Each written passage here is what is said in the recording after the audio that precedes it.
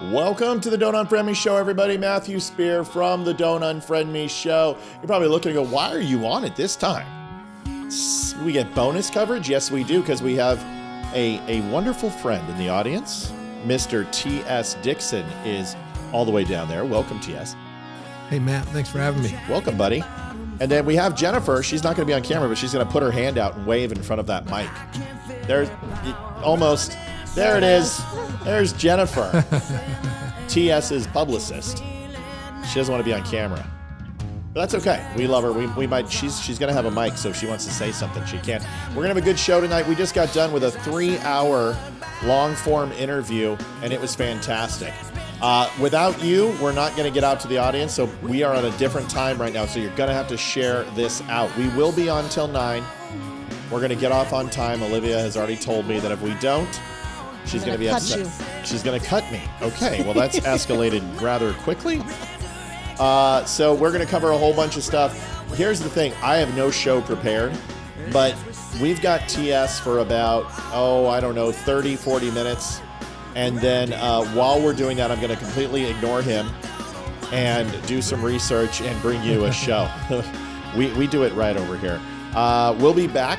If you have not had a chance, and didn't know, T.S. DIXON, obviously here tonight. Monday, Alan Donovan has been moved to August 24th. 15th, I think. Whatever. August 15th.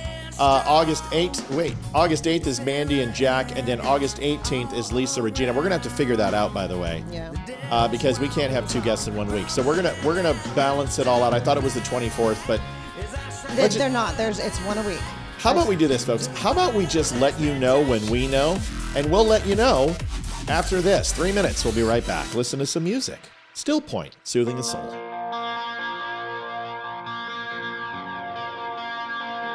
Jennifer, this is our band, the Don't Unfriend Me Show band, Still Point. They do our theme song, so you'll be able to see it. This is another one of their songs, so enjoy.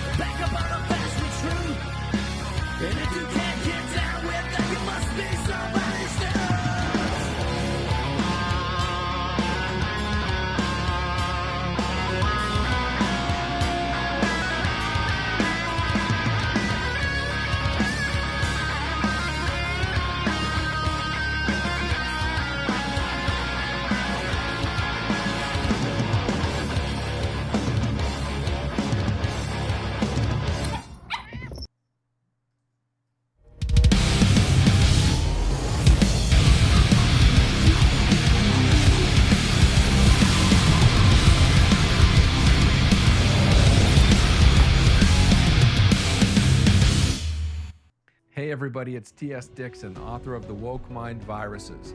And I want to tell you that I'm pleased to be part of The Dumb Show, the Don't Unfriend Me Show, that you can find every weeknight at 7 p.m. on social media at The Dumb Show or on their website, thedumbshow.com. See you there. Adjusting transmitter output. This is the Don't Unfriend Me Show with your hosts, Matt, Leroy, Amy, and Olivia. Geopolitics, military analysis, and election coverage. Coming to you live on all major social media channels at The Dumb Show. Honest, direct, unfiltered. We can agree, we can disagree. Just don't unfriend me. Welcome to the Don't Unfriend Me Show. We are excited to have in the house our good friend T.S. DIXON. Before we introduce, I do have to have just a message for some news that we are not happy to talk about. A good friend of the show, who was a Dumb Nation follower for a long time, is Isaac, Santa Isaac to be exact, called in. He was always funny. He was usually intoxicated, but hilarious. Or high. Yeah, or high, but was just a fun, jovial human being, and he is missed. And he didn't connect with the show for the last year or so because his account was hacked, and I don't know what happened, but we do miss him. He passed away, and we do miss him. So I just wanted to make sure everyone knew about that. He was well liked by everybody. So I don't mean to be a bummer and now introduce T.S. DIXON, but that is in good spirit. We'll do that right now. So T.S., welcome to the show. It is good to have you, man. How are you? I'm doing great, Matt. Olivia, thanks for having me. You're welcome, man. Thanks for being here. So T.S., you had a chance to, we've been here since, I don't know, like 12 o'clock this afternoon, and had a 3-hour long form podcast. And I'll tell you, Yep. I had a lot of fun. You want to talk a little bit about that before we get started? Yeah, I was very honored to be the episode 001 of the long form dumb podcast in the new studio. Yeah. So thank you very much. It was a blast. Sure. So that will be ready hopefully this weekend. I've got to cut 3 separate angles of cameras and then splice it all together and then add what we're talking about, add some flair to it. But I think we're going to release it all in one shot. That's a big podcast, but Yeah. I think it's something you guys can consume over time in small bites, and you'll have a good time doing it. So, Livy, welcome. You look beautiful. We just got back from dinner. Thank you. Yeah. Let's talk about donations real quick, get that done. And then if you would not mind, Liv, why don't you go ahead and go over any news that I missed on dates with whoever it was coming. Sorry, I'm talking smack with somebody. No, let's not. No, I need you. Talk to me here. About donations? No. We're talking about when the guest is supposed to be. Okay. The guests. So TS is in house, of course, right now. Yeah. I'm pulling up my calendar. Sorry. Oh yeah, you're ready. You're locking on. I didn't know. Is somebody trolling already? No, it's Debbie. Okay, so let's. Debbie is trolling right now because Debbie's Debbie. All right, cool. So All right. who's coming when? So we have in 2 weeks, Mandy and Jack will be on Friday the 8th. Right. Then the following week, Alan Donovan from Fathers Lives Matter will be here. What date? August 15th. It's Friday. Cool. We'll have a cancer update as well. And then Lisa Regina will be in on August 18th. And I'm still working on a couple more. Awesome. So hopefully we'll have all right. a few more books soon. So TS just is not here just for his good looks. We've been talking about the book, The Woke Mind Viruses, for quite some time. And I want to get into this because he's had a chance to talk about it. But just give us a high-level overview of the book, if you don't mind, TS. And then we're going to dive into that wonderful spreadsheet you sent me and talk about the bingo card. Well, the book is about the 4 ideologies that make up the coalition on the left: liberalism, leftism, globalism, and wokeism, this new phenomenon. And so I do a thorough breakdown and deconstruct those, undress them, make them plain, go into their histories or points of origin, founding fathers, core beliefs. And then I give our response to their movement and how we overcome everything they're doing to our Western countries. And so that's the book, but it also is a way to, equip and educate people on a lot of the information that was withheld from them through the, public school education system, the media. And so it really is a tool that can catch people up to speed rapidly. If someone comes into the movement or they've been here for a while, they can catch up to speed and find out how we got here and where we need to go.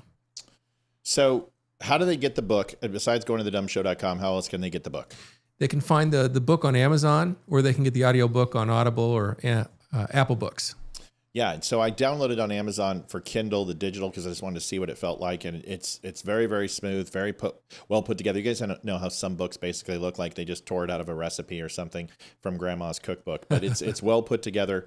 And then, of course, the book itself is amazing. Did you bring me a hardcover?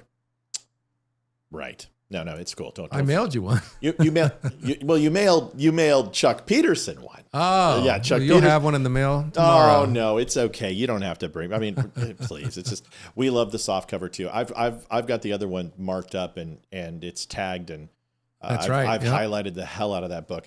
All right, so I know you had a chance. It was interesting. Last night, somebody came on and said that you were on Alex Jones, and I think you wanted to qualify what actually happened. So you were on the programming network, but why don't you explain to people what happened? Yesterday I called into Harrison's show, American Journal, and I spoke with him for about 8 to 10 minutes and gave him a proposal. I'm trying to get a proposal out there that I first delivered on Monday of this week on RSBN Network when I was being interviewed by them.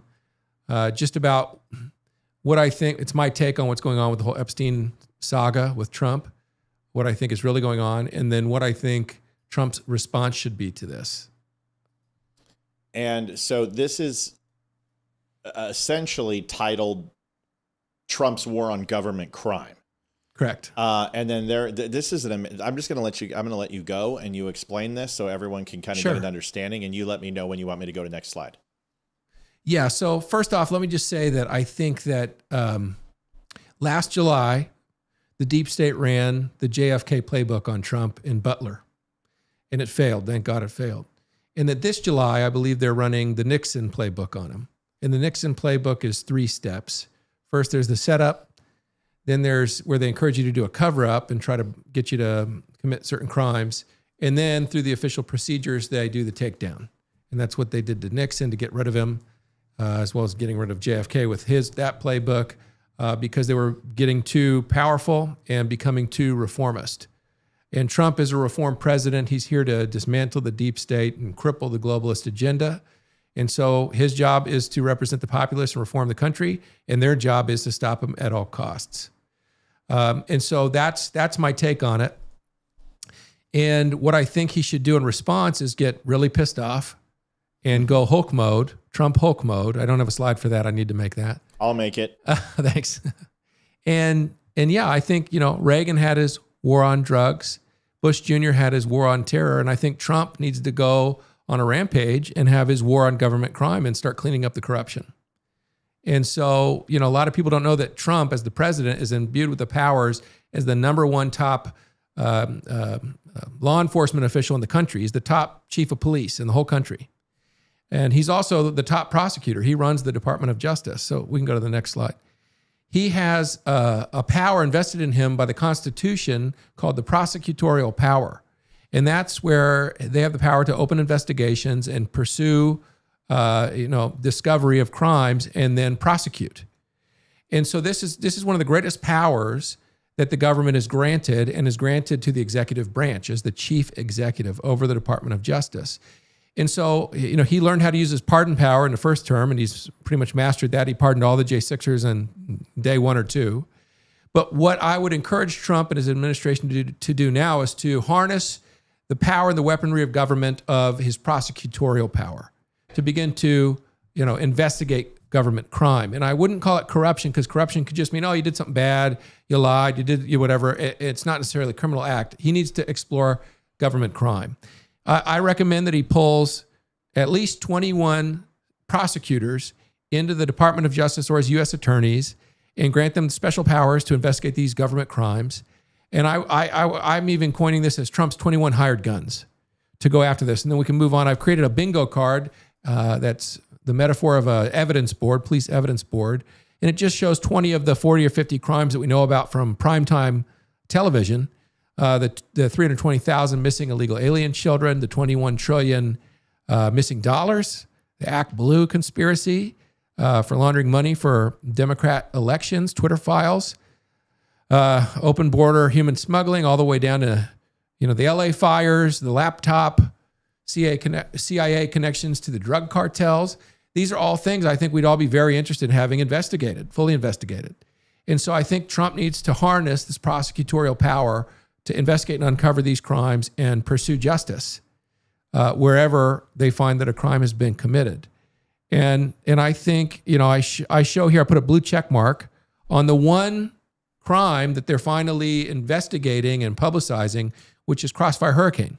But you can see on that board, there's 19 other crimes just on that board that they could be publicly investigating. And I believe that the public would absolutely love this if Trump would eliminate the 2-tiered justice system and we could finally have a champion and a leader that would pursue to clean up the corruption in our government. Bukele did this and investigated almost his entire government and cleaned up the corruption. Even the Saudi Arabians did something similar to this and cleaned up the corruption. This is what I think he needs next. And here's the thing. If he doesn't do this, they will seek to destroy him at all costs like they already are. So at this point, he doesn't really have a choice. He either does this or he will just suffer the attacks. I really think they're setting him up with this. I think they planted evidence. I can't prove that. I'm speculating. But to me, it looks like they planted evidence in the Southern District of New York FBI Epstein files to embarrass him and his family. Do they have anything legit? I don't know. But they've accused him, P dossiers, all this stuff, and he's always come out clean. So I'm going to give him the benefit of the doubt and say, I think, based on everything else I've seen, it's another hoax, it's another lie. Is he pissed off? Yeah, I'm glad he's pissed off. I want him to go raging mad, Hulk mode, and put this program together, this strike force, the 21 guns. It's interesting. They just announced a strike force that they just put together to investigate this. Levitt talked about it today at the press corps. So it's interesting that you use that word. And I know you've been using it on a few interviews, and maybe somebody's listening. We like to think that Fox News watches our show constantly, considering that they rip off quite consistently, allegedly. But here's the thing that I have a question about. Yeah. And it's a statement at the same time. If they try to tie Russia to Donald Trump, they went after Trump Jr., they went after his family. Yeah. They embarrassed them. They investigated them. They said they were Russian assets and Russian pawns. Mm-hmm. They created the dirty dossier. They impeached him twice. They were going to go for a third time, but he was out of office. And they said constitutionally, you can't impeach someone who's not the president anymore or a government official. You had Strzok and Page. You had the wiretaps. You had planting FBI agents and within his campaign. You had the Ukrainian phone call, which was not a recording, which was a transcript based on memory and wasn't dictated in real time. That they impeached him on it. Let me say it again. There was no recording of that phone call. It was transcribed by memory after the phone call had taken place, and then they used that to impeach him.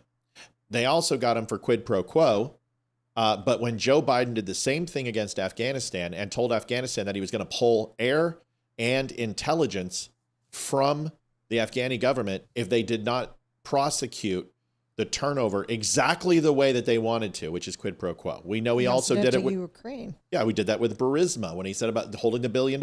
So you got all this stuff. It's blatant. They just do it openly. How is he not already global thermonuclear cooked at this point in his head? How is he not blowing up? And do we hold him really accountable that he got upset the other day, that he lashed out? I mean, how much could you take? Go ahead, TS. I couldn't take what he's gone through. No way. Honestly, I would have cracked a long time ago. So I've got to give it to him on that. I have an opinion on this. Sure. I think when they tried to kill him, he was pissed, but he still had an election to win. I think when they falsely accused him of rape in a dressing room, he was angry. And then when he claimed that he was innocent, they made him pay, I don't remember, $5 million or $8 million or $87 million. I don't remember. Then he opened up and now it's $97 million. Yeah. So I think he was pissed again. But then when he won the election, I think he felt so relieved and so good that he sort of forgave them a little bit. He's like, yeah, I was going to go after them, but now I feel differently. I'm going to focus on the country. I'm going to focus on my agenda.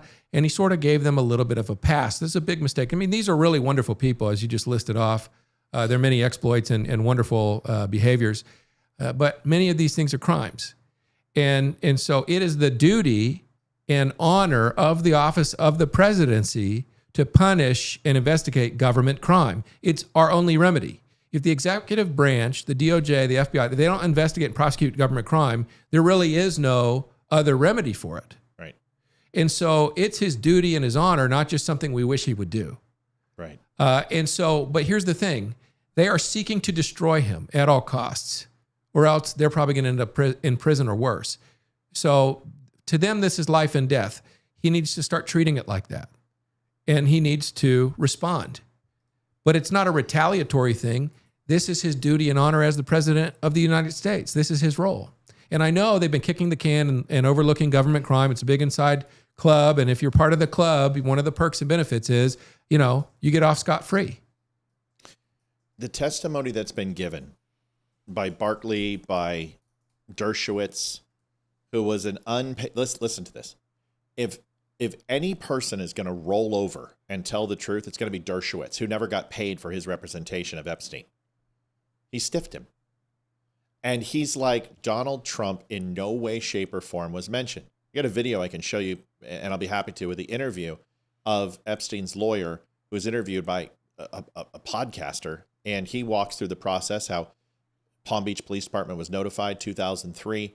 2007, he was arrested. Investigations began in 2004. He banned him from Mar-a-Lago. We know this. But does anyone really, really, truly believe? Do we think that even the liberals believe that after a $42 million investigation from the Mueller investigation, where they literally went after people for like parking tickets, anything that they did, they went after, and 17 people fell victim to that? And listen, if they committed crimes, good, but it was a dragnet. It was literally find anyone who's associated with Trump so we can malign him with malfeasance. But we know that the Russian collusion thing was complete crap. Do anyone really believe the most investigated man in world history, and let's be honest, world history, they just somehow missed the Epstein files? And this is where I agree with you, and it terrifies me. Because if they know all that's out there, and they know that we've seen the files, and we know his name is not listed in this, and he's not culpable or implicated in anything that wasn't found to be untrue, then that means they did plant something, and they want it found, and they want it seen. That's the only reason to push it when they know what's there. Is that not right? I mean, that's speculative, but doesn't that make sense? Why would they be pushing it? You know, it makes sense. And he's saying things to that end. And by the way, if they did plant evidence, that's evidence tampering. That's another crime. If they deleted evidence of their cronies to clear them or save them from prosecution, that's another crime.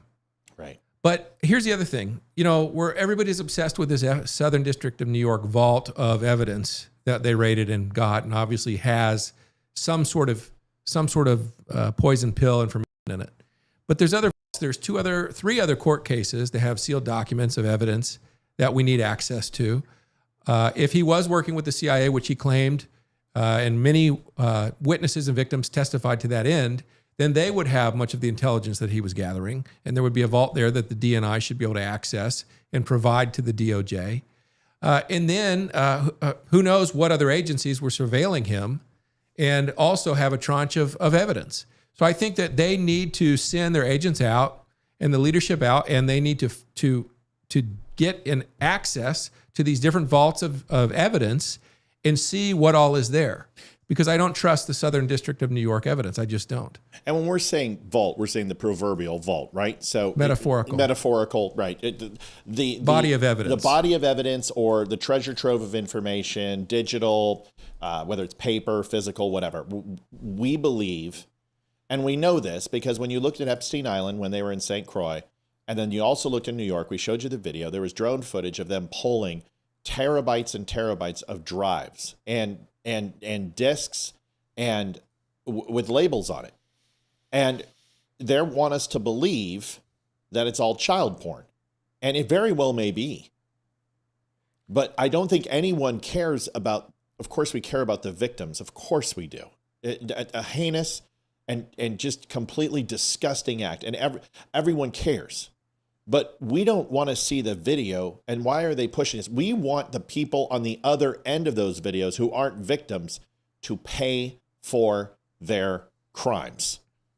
And nobody is saying this is the problem. All it would take is any one of these prosecutors come out and say, we have open investigations, we're collecting the intelligence, we're going after every single one of them, and all of this will be revealed in good time. But that's not what was said. So you have to ask the question, is there anything left that's not sealed and under judges' orders to seal because of the grand jury? And if that's the case, and they've released everything and they have everything, there is something else that the Democrats are aware of that the Trump administration is not. And I couldn't agree with you more, dude. I can't. And the timing is ridiculous. You guys, an investigation against Russia didn't take 3 or 4 days. This has been going on since they got there.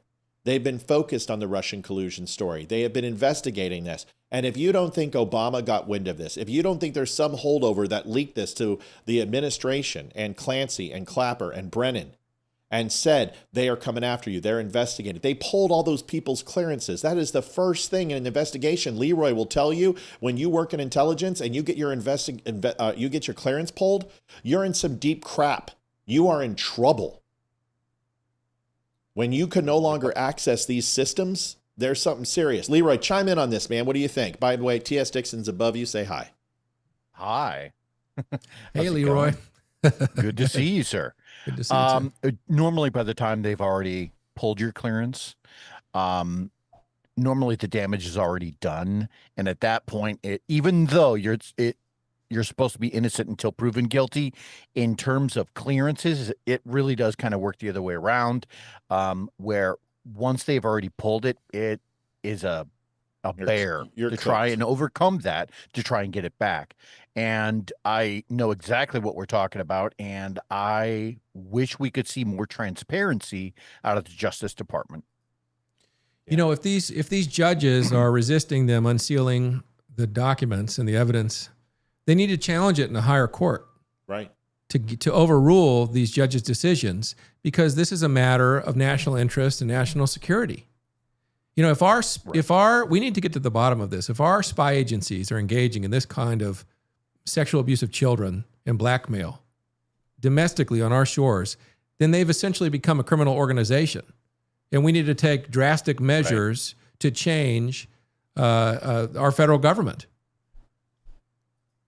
Here's a video that I wanted to show everybody that I had referenced the other night, but I didn't have a chance to show y'all. And this is talking about Epstein. This is talking about 2008. Remember, the timeline is this: 2003, 2004. Donald Trump goes to Palm Beach Police Department and makes comments about Jeffrey Epstein. This creates an open investigation. Police department are looking at it for multiple years. 2007 comes around. He's banned from his properties, and Epstein is essentially ostracized from Trump's life. We know this. And then Epstein gets arrested for the first time, and he gets a sweetheart deal. Now, a lot of people are saying that's Pam Bondi. Pam Bondi wasn't the AG during those times. She didn't take over that position, I believe, until 2011. So this is a lie. And everyone's trying to besmirch Pam Bondi because, listen, she had a rough start. She got on the TV. She got the glim and glamour. I think she got distracted. It sounds like Donald Trump pulled her to the side and put her on the straight and narrow. Nobody's perfect. This is all new territory for people. So there's going to be missteps. But since then, she's been a bull in the china shop, and we're starting to see things roll and start seeing things move. But what we keep hearing is that Trump and Epstein were best friends, that Trump was on his flight, that he brokered a flight from Epstein in 2024. First of all, he was dead.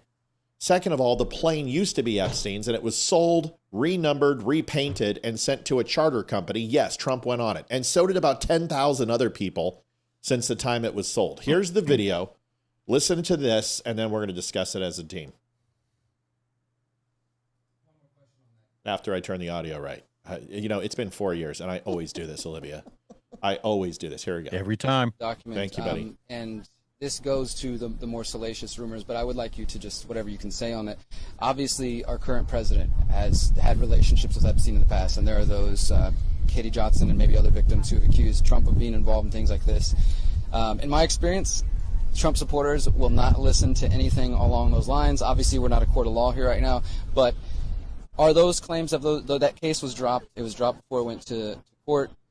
In your opinion, as a lawyer and your experience, is there anything you can say as to the validity of those claims, or whether or not there will be any more about that? Nothing at all. The only thing that I can say about President Trump is that he is the only person who, in 2009, when I served a lot of subpoenas on a lot of people, or at least gave notice to some pretty connected people that I wanted to talk to them, he is the only person who picked up the phone and said, "Let's just talk. I'll give you as much time as you want. I'll tell you what you need to know," and was very helpful in the information that he gave, and gave no indication whatsoever that he was involved in anything untoward whatsoever, but had good information that checked out and that helped us, and that we didn't have to take a deposition of him. And that was in 2009? That was in 2009. So, do you know if there's any truth to James Patterson's claims that Trump kicked Epstein out of Mar-a-Lago? I've definitely heard that. I definitely heard that. I don't know that it was Trump himself as opposed to a manager there. Trump's club, so yeah, people credit him. I've heard the rumor that Epstein was kicked out of there for allegedly trying to pick up somebody's daughter or something like that. But I think I did chase that down as far as I could and never was able to confirm it. But I heard it. Now, real quick before we start chiming in on this,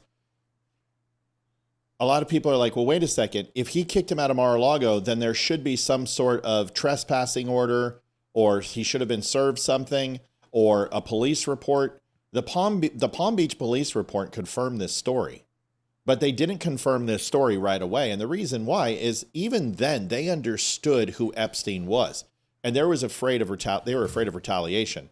So the Palm Beach Police Department didn't go ahead and disclose Donald Trump's name because Donald Trump didn't physically do it. It was a staffer, a manager at the location in Mar-a-Lago, but it doesn't matter. That's still his club. So it comes down to this. Was Donald Trump and Epstein friends? Yes, they were. Absolutely, they were. And they were acquaintances. They had each other's contact information. When they saw each other at parties, they laughed and they were cordial, all of that type of stuff. But that doesn't mean that Trump was involved in any of these things.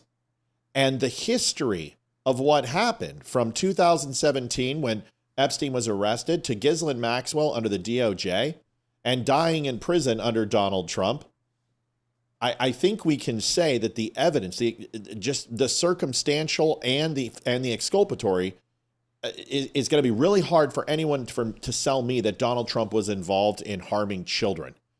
TS, you're the guest. Your first thoughts, then Olivia. You've been so patient, then Leroy. I mean, we're going to see, it's all going to come out, right? It'll all trickle out, get leaked, or they'll do some sort of discovery process in Congress.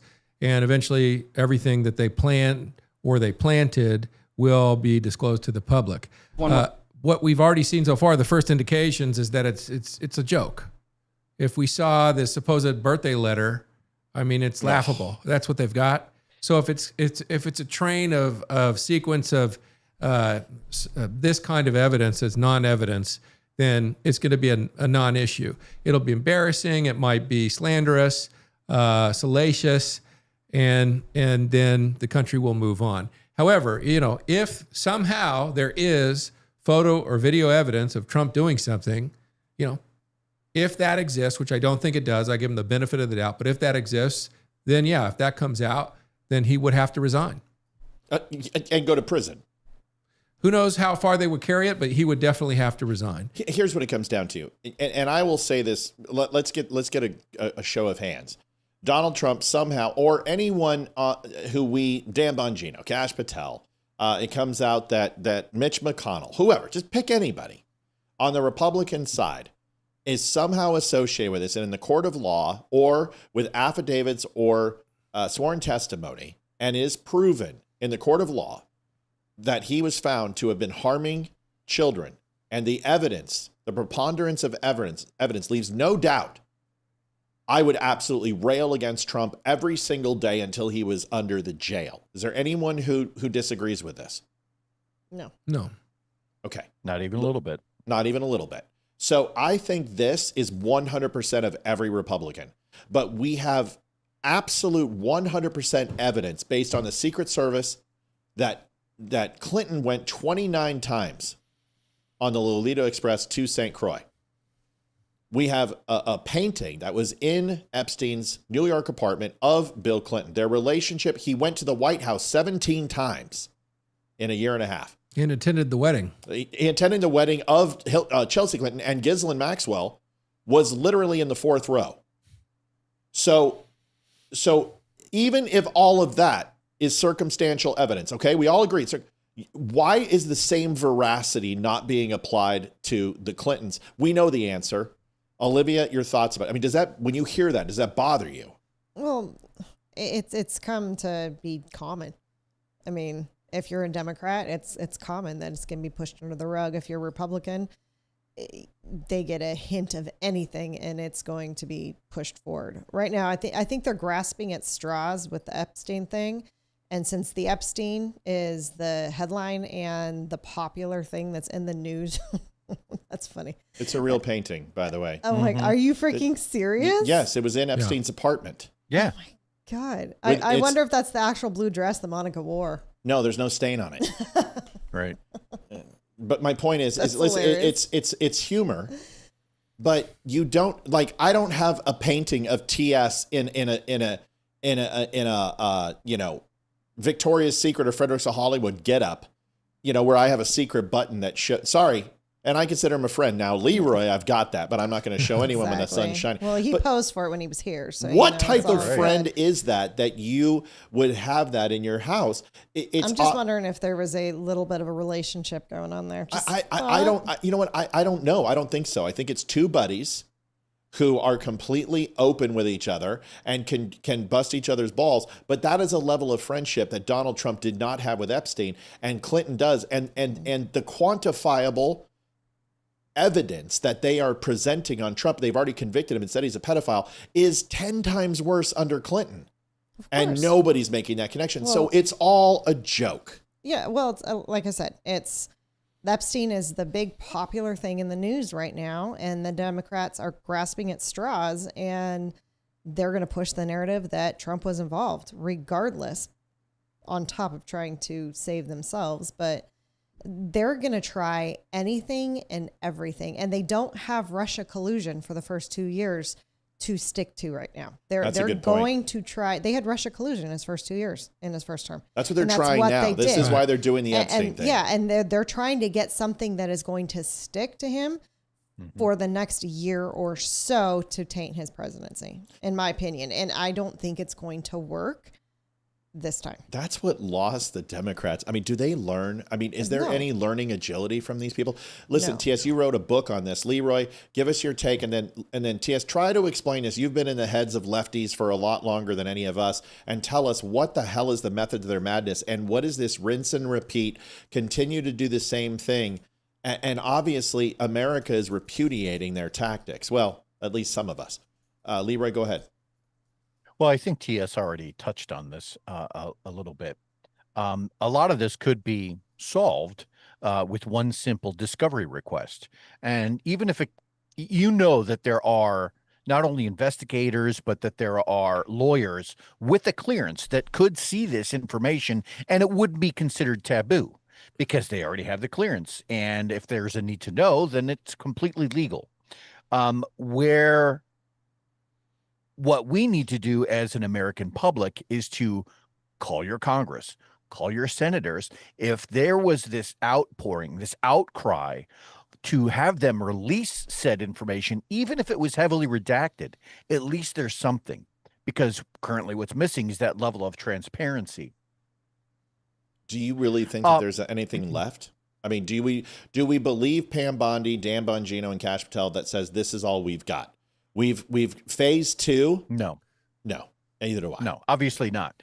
And then the second part of what I was going to touch on was, I think this is just more of exactly what the Republicans have been saying for years.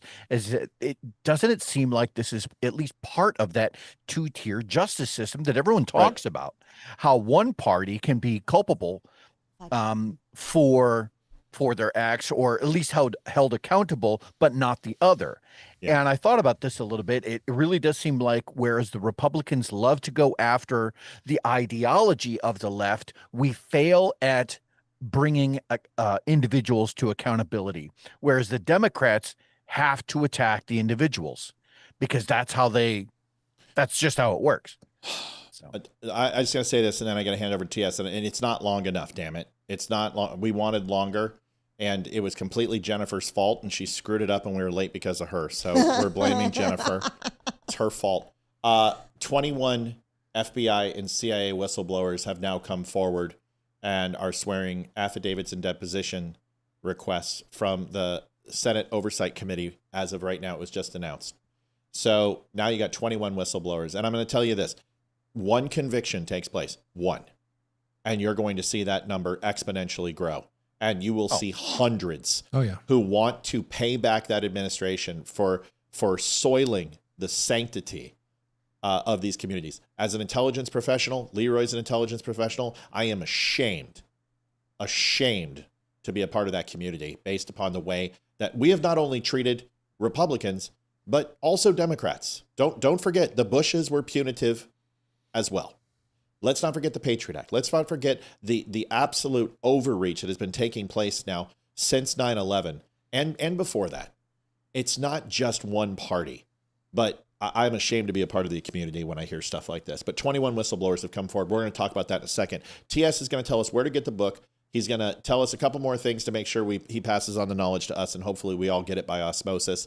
TS, the floor is yours. You got 5 minutes. Yeah, just to comment on why the Democrats do this and what they're up to. Well, the liberal belief system stems back to the leftist order that started in the 1800s from Darwin, Nietzsche, and Karl Marx.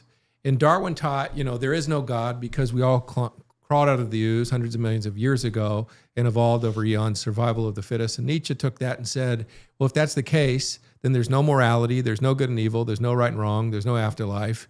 And so all there is will to power. So that is the base logic. That's the base thinking that they're operating with. And then Marx said that the ultimate goal and purpose of your life to achieve will to power is revolution, to bring in socialism, communism, leftism into your government. That's your ultimate purpose in order to fulfill the goal of Nietzsche. And so that's how they operate. And in the 60s, Marcuse, the father of radical leftism, modern radical leftism, he taught the 60s radical liberals about repressive tolerance. In other words, once you're in power, you attack your enemies with the full weight and power and weaponry of government, law enforcement, while you allow your side to commit unlimited crimes unchecked. And that's what we've seen, and we interpret that as a two-tier justice system. No, this is a political strategy by Herbert Marcuse, the father of 60s radicalism, which Obama's parents and many others that are in this Democratic administration and in the bodies of Congress come from that era, or their mentors come from that era. And so they practice in our face repressive tolerance, where they go after our people. Look what they did to Stone. Look what they did to the J6ers. And there's a list. Bannon. I mean, just look what they did to all of these people. Navarro, while their side gets away with unlimited crime. And so the people are fed up. We need to see the champion, the lead, the top law enforcement agent in our country, Donald Trump, harness his prosecutorial investigative powers and use them to the max like he's used his pardon powers. We need to see him wield Excalibur on behalf of this republic. So that's my take on that. And they get the book at Amazon and Audible, The Woke Mind Viruses. And thanks for having me, guys. It's been a blast. A watery taught distributing swords at random isn't the basis for a democratic system. Little money. The irony of what he just said. The irony is, of course, that once that happens, and once Donald Trump does, in fact, do what we want him to do, right, it would immediately be seen as an authoritarian move, and it would be used against the Republican side, only reaffirming what the left is already claiming, which is that, look at a massive amount of power that Donald Trump is now trying to use, government power that he's trying to use on individuals. Slimy. But you know what the public gets? They get people in handcuffs, okay? They get pre-dawn raids. They get perp walks. They get mug shots. We understand that, okay? And and we get evidence when things are disclosed through the media of the crimes. And it's not, once that comes out, the public will be on his side. Absolutely. They can't go after people and persecute them, but they need to prosecute them. That's right. Persecution and prosecution are two different things. Use the law. Show them that the Constitution is the one solid and binding contract with America that must be maintained. And if it's not, we lose everything. Remember, it's not built for them. It's built for us. This is our country. And you know what? I'll say this in closing. If Trump doesn't do this, they will destroy him. Full stop. They're playing for keeps. They are playing for keeps. And he needs to remember how angry he is when they try to kill him. Yeah. He needs to harness that and go Hulk mode. And we need our justice, our 21 guns, our task force. And we need to fill in that bingo card, damn it. You can find T.S. Dixon on RSBN Network. He is a staple there. He's a resident pundit. And he's actually, I hate the word pundit. He is a historian. He is a scholar. And he wears the salt and pepper better than just about anybody I've ever met. He's a good dude. And now that we've broken bread together, This is a lifelong friendship, and I'm going to be making a painting with a blue dress and red shoes anytime for him. You're welcome back in the. I am jelly.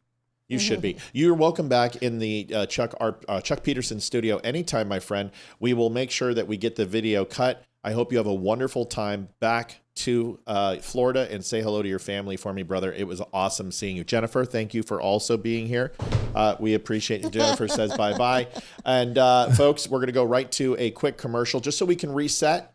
And then we're going to be right back for more Don't Unfriend Me Show. We got 2 hours to go. Donations and phone lines are officially open. We'll be back in 2 minutes. Good to see you, I'm Olivia TS. Spear, host of The Dumb Show. Good to For see you, 3.5 too. years, we never asked for donations. Thanks, guys. But That was after great. Facebook Yeah. demonetized us for speaking the truth, we've had to turn to the one thing big tech can't cancel. I'm Hayden, Matt and Olivia's daughter. This show's never chased sponsors or sold out. We built something honest, and it's thanks to you. I'm Ethan, their son. Every share, every dollar, every message, you're the reason we can keep calling out the BS and bringing color back to the world going gray. If you want to help, we take PayPal, Venmo, or snail mail. You can send it to P.O. Box 2, Round Hill, Virginia 20142. Can't donate? No problem. Just share the show with someone who needs to hear it.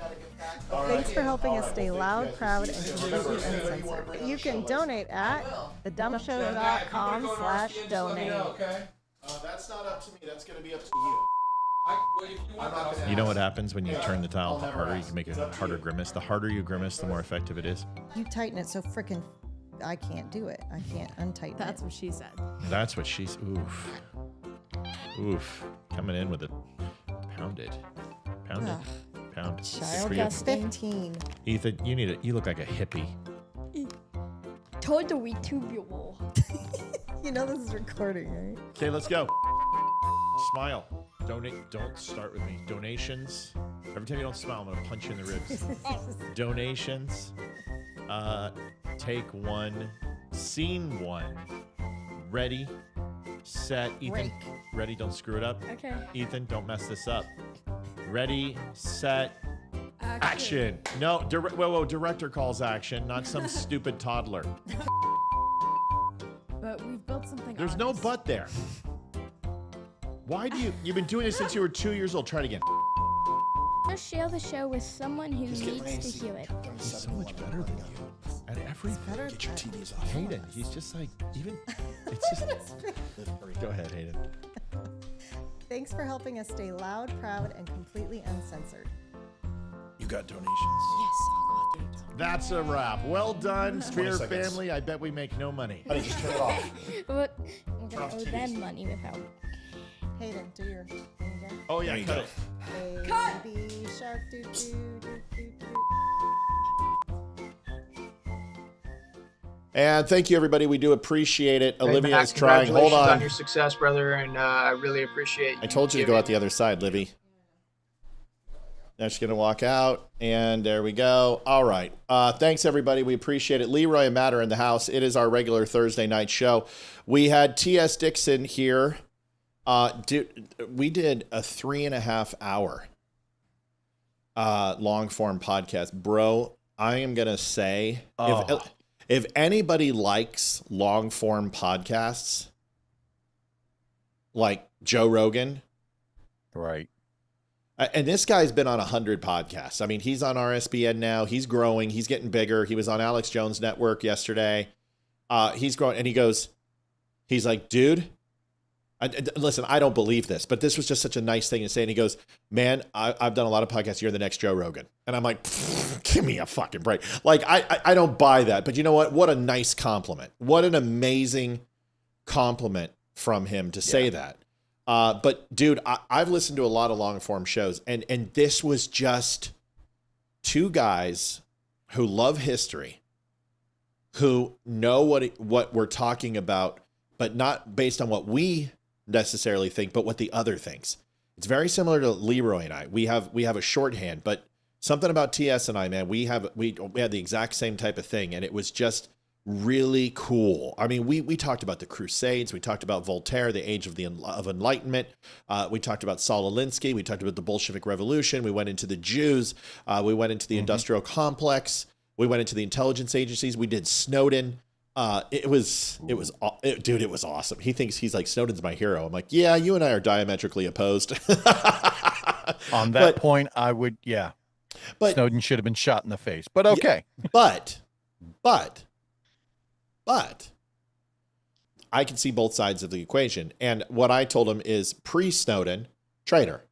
Post-Snowden, did what had to be done, but could have been done in a completely different way. And because I disagree with the level of power that our government has, and as a constitutionalist, but we're also intelligence specialists, and we made an oath, and that oath is just our solemn vow. It is the first thing that is ingrained into us. In God we trust, all others we monitor. When I was listening to TS give his closing speech, yeah, I mean, I love him. I love the fact that somebody who is as well historically versed as him goes on. I could listen to that for days, but something that he had said really made me, I reflected a little bit on it. The philosopher that he was talking about, which was Friedrich Nietzsche. Friedrich Nietzsche is often credited from Jordan Peterson as being the philosopher that killed God, essentially.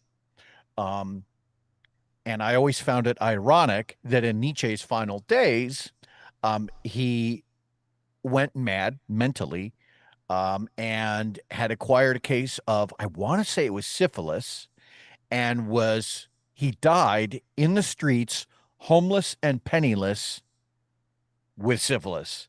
And there is a story to that. There is a point to that, and which is that, boy, the guy that killed God and gave up on God, who died penniless, homeless, with syphilis, there is some poetic justice there, isn't there? So maybe he didn't kill God the way he thought he did, if you understand the entire story. Well, and you got to also consider this, that there is a Christian revolution taking place in the United States right now. And if you look at the major, and TS and I did talk about this also, but if you look at the major uprisings that have taken place throughout history, throughout the Age of Enlightenment, French Revolution, American Revolution, it has always been personified and fueled with a fundamental theologic movement predominantly based in Christianity. And if you look at where we're at as a society right now, you're seeing that 73% more Bibles were sold, or 300% more Bibles were sold. You're seeing a 70 some odd percent of Christian people signing up for Christian beliefs and identifying as Christians, going to church, going to local groups. This is starting to, people are looking for the answers. They are growing up. And this is the thing about the Gen Xers, not the Gen Xers, but this next generation of millennials, is they think they're going to be the largest voting demographic of Democrats. No, they're going to be the largest disenfranchised voting bloc ever. And they're going to be disenfranchised with liberals because that is who they are. This is why we saw all the youth movement go to Donald Trump this election. It's going to continue to grow. The Democrats are spinning. If you think they're going to recapture the youth movement by persecuting Trump yet again, when it does nothing, that's the problem. Does anyone really think that Donald Trump is going to be arrested by his own DOJ? No. It's not going to happen. That's a coup. It won't take place. Even when he's out, it's not going to happen. And they're going to be disappointed when they're lied to yet again that he's a pedophile. And they're finally going to turn it around and say, okay, wait a second. All you do is lie to me. And I can't get an apartment. I can't even get a house. I don't even have a car. I can't pay off my college tuition. I can't even eat. I got to live with my parents till I'm 30 and sneak my boyfriend in through the back door. They're going to get disenfranchised. And Republicans are going to sit there and say this: we're not going to go ahead and promise you anything as a government. We're going to promise you the opportunity to be successful. There's a very big difference between a hand up and a handout. Completely agreed. I love, dude. The first thing I said to TS, I said, you got to get Leroy, you, and me in the same room. We have to. It'll be fun. So Amy goes, I should put this on a subscription. I will never put anything behind a paywall. I tried to do that with a dumb club and it didn't work out. It failed miserably because I don't feel comfortable charging people to watch our content. I have no problem with donations and tips. because I think those are earned, and I think we have to earn your tips every night. But the moment I put a subscription, I can get lazy, and I'm not going to do that. And there's too many people who need to hear this interview, and I will never put content that's needed to be heard behind a paywall. I just won't do it. We know that Candace Owens does it. We know that Dinesh D'Souza did it. I'm not going to be one of those people. Money isn't that important to me. By the way, donate, because we're at $0, so that's important to me. Leroy, how you doing, bud? I had an interesting day. Okay.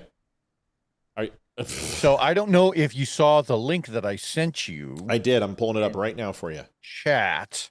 But an engineer pled guilty to stealing for the Chinese government and for the benefit of Chinese trade secrets.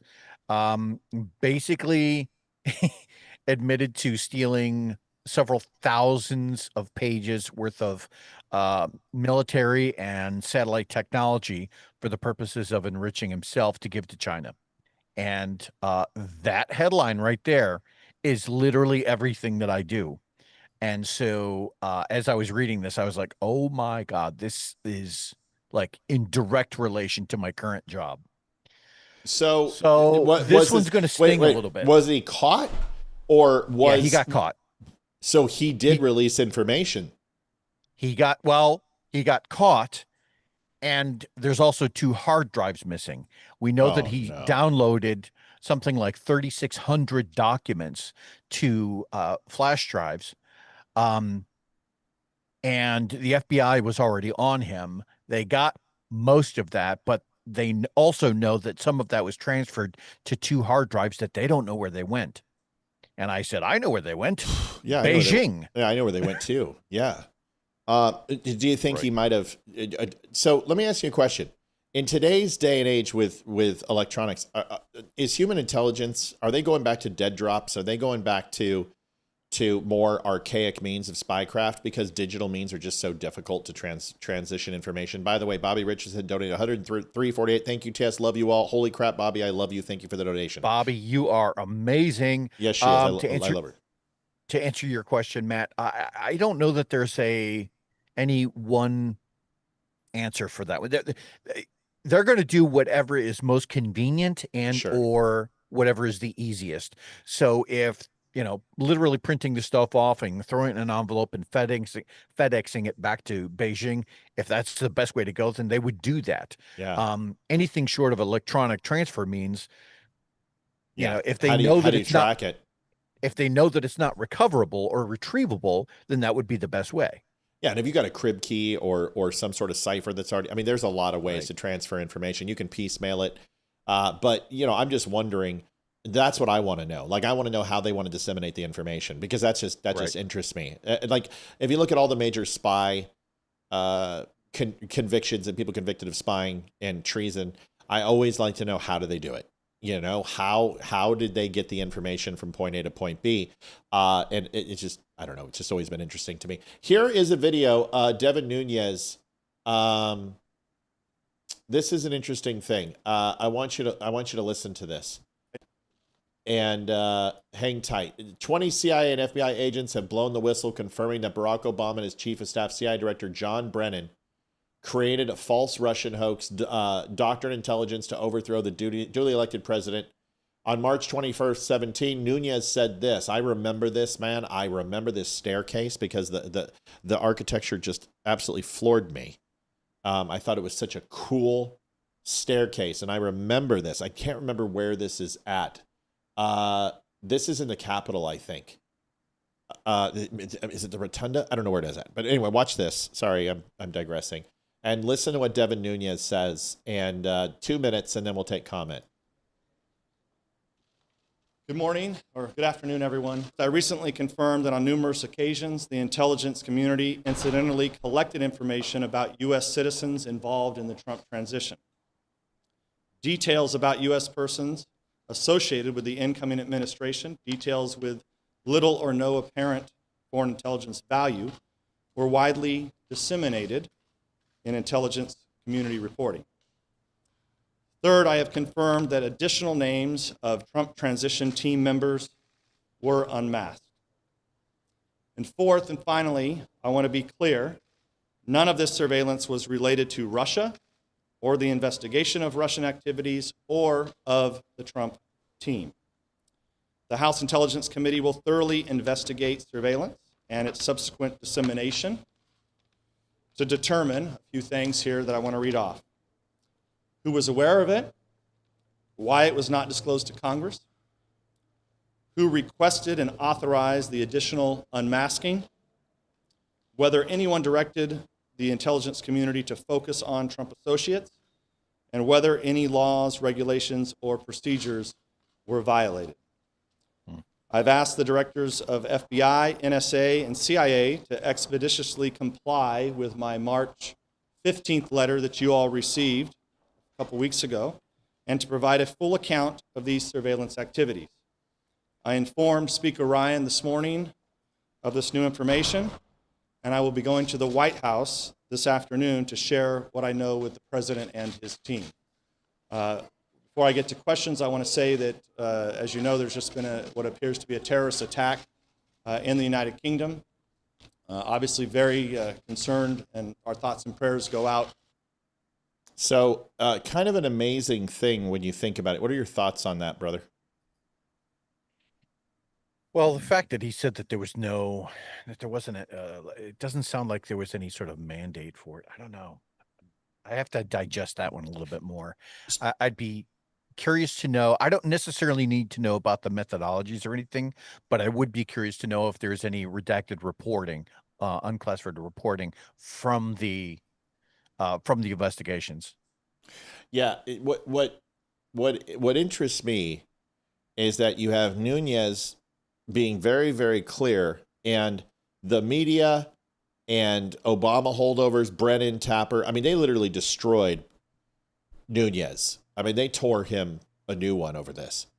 And we know that now he's on the board with Truth Social, and he's no longer in position. But when you have 21 CIA and FBI rank and file coming forward to blow whistles, that's a big number. That's not one or two people, folks. And understand, when it's one or two people, okay, maybe they've got an axe to grind. But 21 people in the CIA and FBI, that's not an axe to grind. That's a problem. They were told to shut up at one point, and now that administration has since gone, they're like, guess what? Right. So I just want people to understand that the level of pervasiveness, I guess is the word that I would use, is increasing hour by hour on this. And like I said, when 21 people blow whistles, that means 100 people are going to be implicated, because each one of those people are going to have 5, 10 people who they are going to say, these people were complicit in this. And now you've got 200. And then you go into that 200 and you put the wheels and grind on them. And then you've got them putting down 5 or 10 people. Then you got 1,000. Then you literally get to the heart of the matter and you start getting to the truth. But this is what needs to happen. T.S. Dixon said it best. Well, I said this part. Galvanized steel on wrist loosens lips. Start throwing cuffs on people and watch what happens. That's fair. We've been talking about Candace Owens for a while.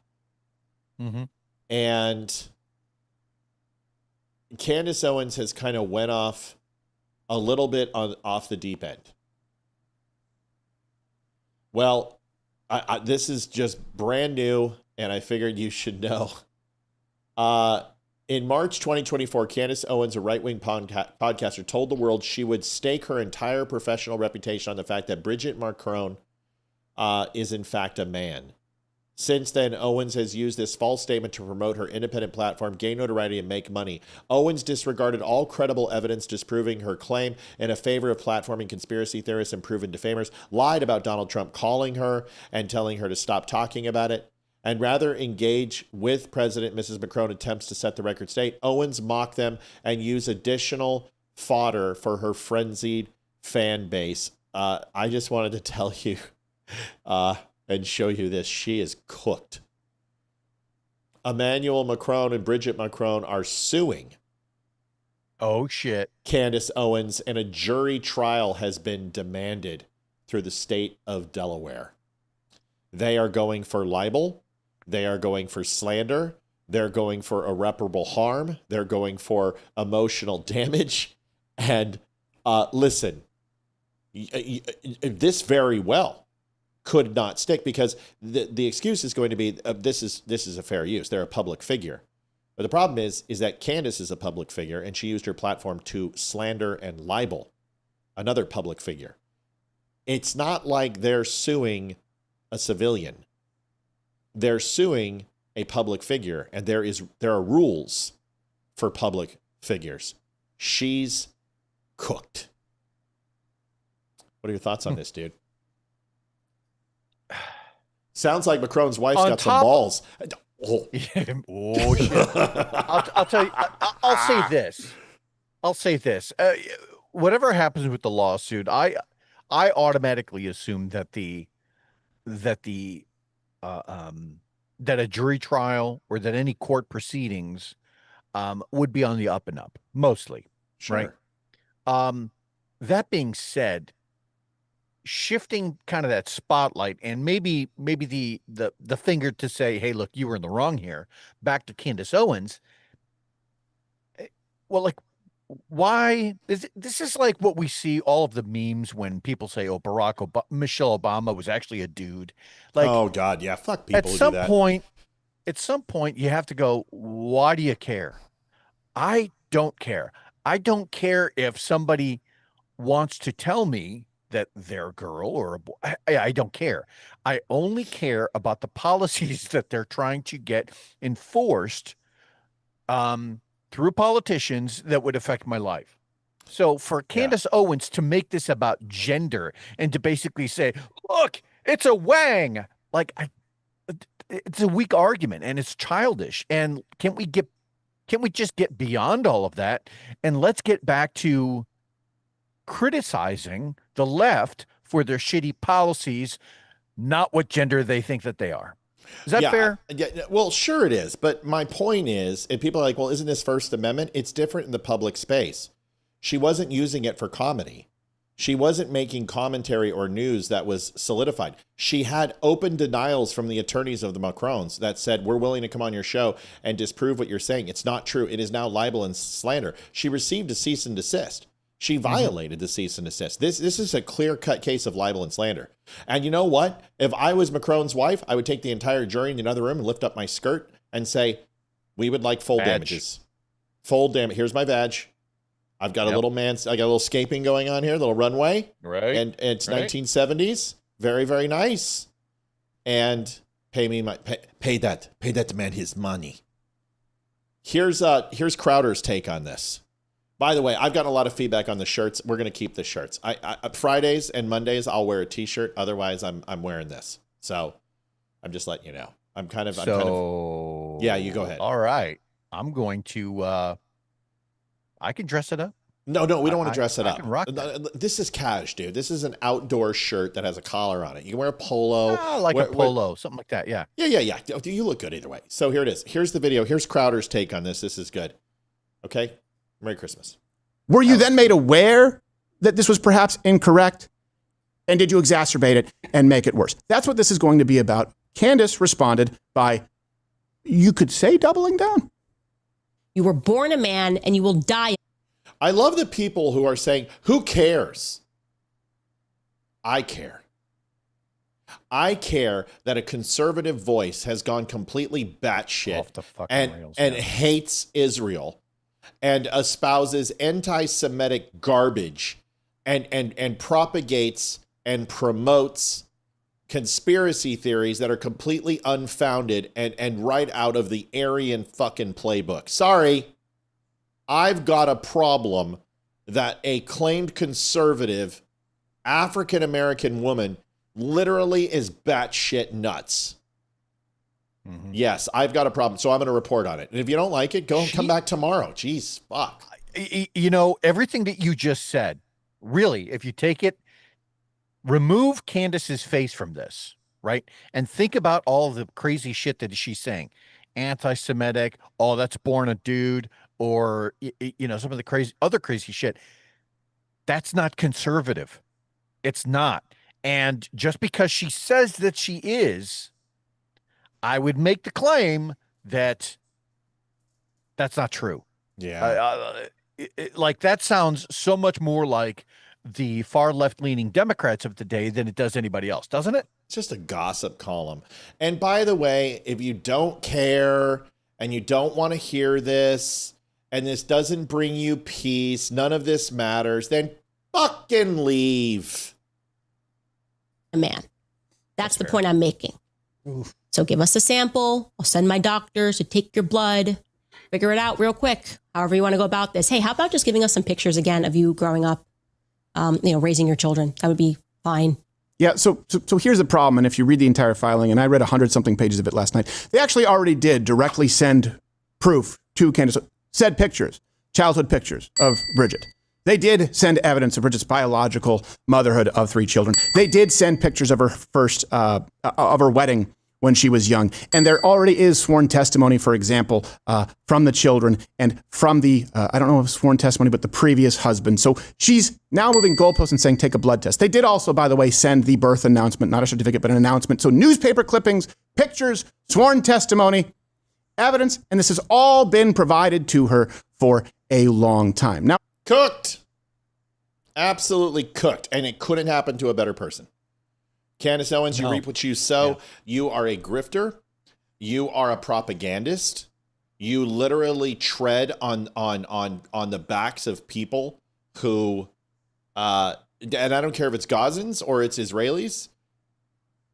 You're a disservice to what we do. And I'm not a pimple on Candace's ass.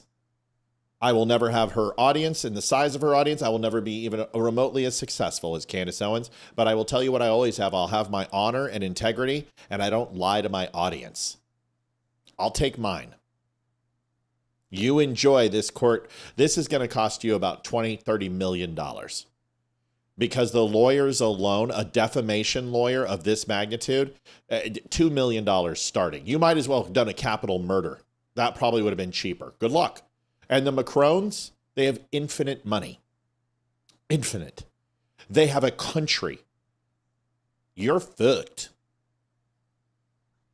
I wonder when some of the people who claim to have these superior intellects, when they will learn. Because didn't we just watch Alex Jones get destroyed for saying some stuff, about the gay frogs or Sandy Hook, whatever the case is? Like at some point when you start to make claims, and it's not in a comedic sense, right? And you start making definitive claims, that's a man, and it's somebody, to Matt's point, who has unlimited resources to go after you. What did you think was going to happen? Yeah, and Alex, you did this. Yeah. She did this specifically for the purposes of possibly for getting her own ratings, but certainly for inflicting some harm or damage in order to get her name out there. And this is going to come back on her and destroy her. And I tell you this, I bet you, and you just wait and you listen to me, mock me. She'll blame the Jews within 3 months. She'll blame the Jews. This is all the deep state Jewish central banking conglomeration, media, and Hollywood elite who set me up.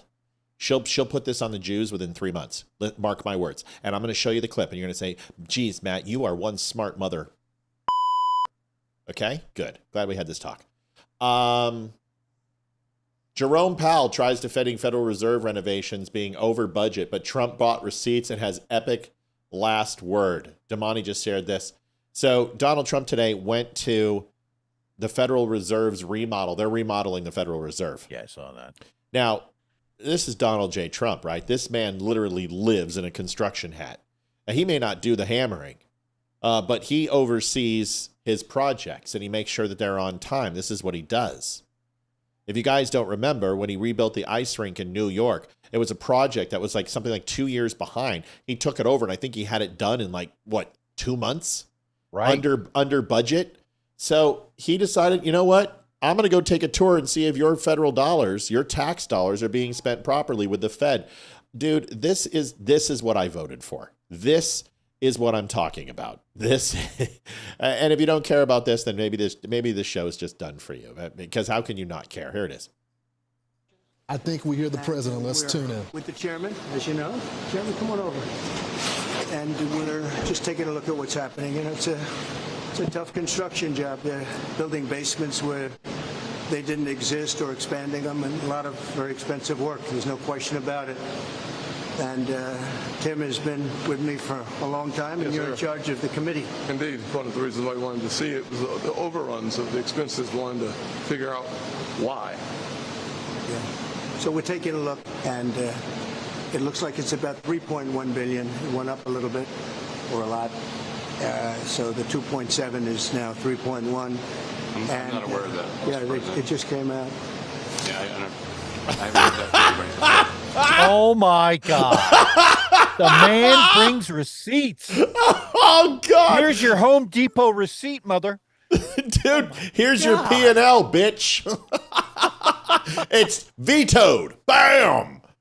Denied. Improper charges against the American people. No, sir, I'm not aware of that. You're not aware that you literally over budget by $400 fucking million? Pardon my language. Our notes had it about 3.1 as well. His butthole is puckered up so hard right now. Yes. I don't know who does that. You're including the Martin renovation. You just added our entire capital. Yeah, you just added in a third building. Is what that is. That's a third building. Well, no, but it's a building that's being built.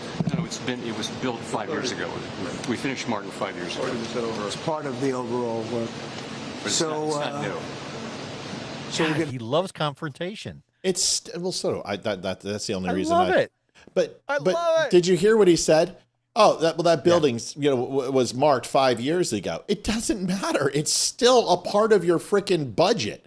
It's still a renovation budget. And when you're looking at a P&L, you don't look at that quarter. You look at the entire year, whether it's a 1 year, 3 year, 5 year, or 10-year plan. These are billions of dollars. This isn't like going to Home Depot and deciding to go ahead and upgrade to maybe a soft pine versus a knotted pine. You literally are putting up another $400 million. Right. That's important. That's the problem, is that, at least Donald Trump is aware of it. He's like, hey, to some degree, he is an advocate for the efficiency of the U.S. tax dollar because he knows how hard everyone has to work to contribute to it. Whereas Mr. Purple Tie there is like, it's more money. Yeah, sure. But, we deserve it. It's not how it works. This gets worse. You ready? Yeah. Take a look. We're going to see what's happening. And it's got a long way. Do you expect any more additional cost overruns? Don't expect them. We're ready for them. But we have a little bit of a reserve that we may use. But no, we don't. What? We expect to be finished in 2027. We're well along, as you can see. Nice to take these off every once in a while when we're not under too much danger. So, any questions? Mr. President, does the issue give you any? As a real estate developer, what would you do with a project manager who would be over budget? Generally speaking, what would I do? I'd fire him. Do you think this issue, Mr. President, gives you cause to do that? Well, I'm here just really with the chairman. He's showing us around, showing us the work. And so I don't want to get that. I don't want to be personal. I just would like to see it get finished. And in many ways, it's too bad it started. But it did start. And it's been under construction for a long time. It's going to be a real long time because it looks like it's got a long way to go. Yes, sir. So, Mr. President, are there things the chairman can say to you today that would make you back off some of the earlier criticism? Well, I'd love him to lower interest rates. Other than that, what can I tell you? The country is doing really well. I just briefed the chairman on the deal we made with Japan. Japan is putting up $550 billion in order to lower their tariffs a little bit. I think we hear the president. So a couple things you want to clarify. People are automatically like, wait a second, the Fed is not a part. Why do they call it the Federal Reserve and it's not a part of the federal government? Well, it is approved by Congress, but it's not funded by Congress. It's not funded by your tax dollars. The overall interest is funded by the Federal Reserve. The Federal Reserve has its own revenue model, but it still is considered to be a payment that has to be monitored, that has to be reported, and has to be deducted from the overall budget of the U.S. government because it is a government entity that is not a part of the federal government. Do you understand? Wouldn't it have been great had he just said, well, I know that there's a cost overrun, but what we're going to do, our intent is just print those additional dollars in order to make up for the shortfall. Is that all right? Yeah, listen, I'll do it. Anything to embarrass the Fed. It's an independent government entity. So it's a government entity. It's a government institution, but it's independent of the government. And it has public oversight. Does that make sense? Yeah. All right. So it's accountable to Congress, but it's not controlled by it.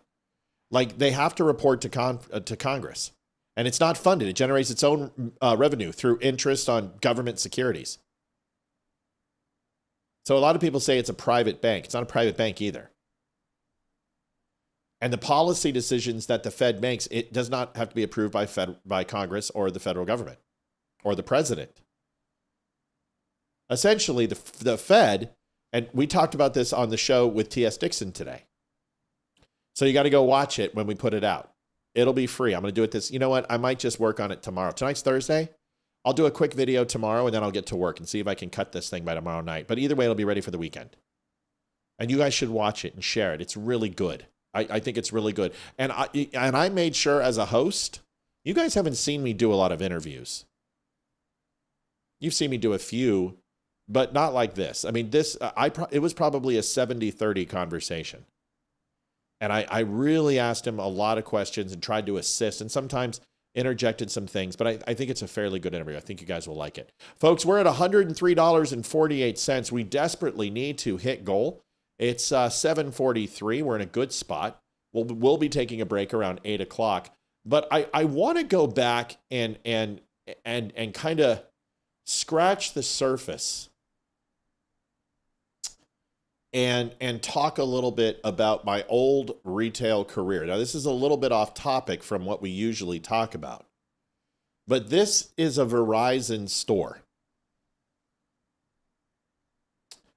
And I used to run Comcast, Apple, and Xfinity mobile stores and many other retail locations. I want to show you, I want to get your opinion. Have you went into a store and have you seen people standing around? Or have you went into a construction zone and seen 35 people in orange gear doing nothing? Yeah. Does it bother you? Yes. Why? Because I always feel like, specifically construction, right? Because normally construction to some degree slows traffic in and around it. And I always think to myself, whenever I don't see everyone just, trying to get the job done, that all the effect of that is just that we're going to see more orange cones or more orange barrels for a longer period of time. And that just pisses me off.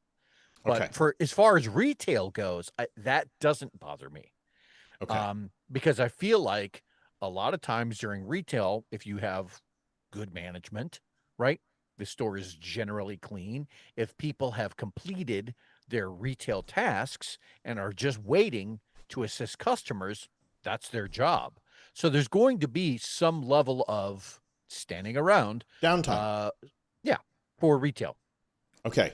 So before we get into the retail thing, I got to answer a question. Somebody says, but the government borrows money from the Fed. No. It's not quite like that. So let me help you understand this. Social Security, is it funded by us or is it funded by each individual person investing a certain percentage of their pay for a certain period of time until they hit a threshold or don't, hitting an age or a threshold to contribute to a collective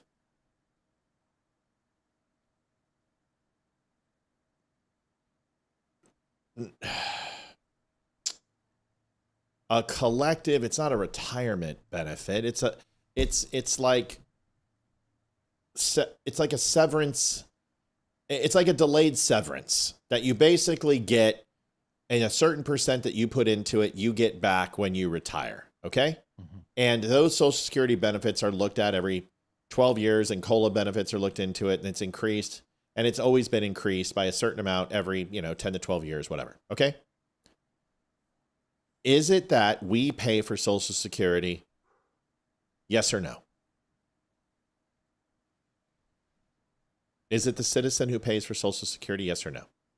Yeah, we pay taxes into it. It's supposed to be in its own separate pot, but basically every citizen who pays, who has a job where they claim taxes at the end of the year, they should be able to look at every paycheck and say, contributed to Social Security.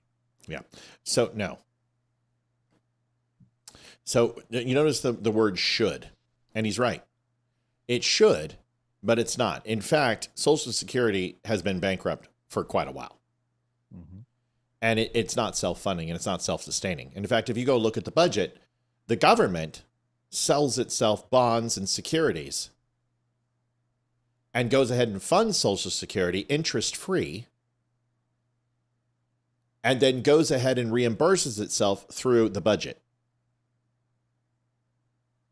So essentially, they take your tax revenue, they sell themselves bonds and securities with zero interest, loaning themselves any windfalls, then tax you to pay for those bonds in the following year, 2 years, 3 years, 20 years down the road. So not only are you paying for Social Security's funding once, you're paying for it twice, and you're paying for it compounded every single year. That's the way it works. It's a Ponzi scheme. Is this the idea of how the younger generations are essentially paying for the Social Security of the older generation? Yeah, but the thing is that it's like 60 years it's like 40 years in arrears. Okay. People are paying for Social Security today, 40 years from now. That is how far in arrears, because the system worked like this. You put in $1, we give you 10 cents.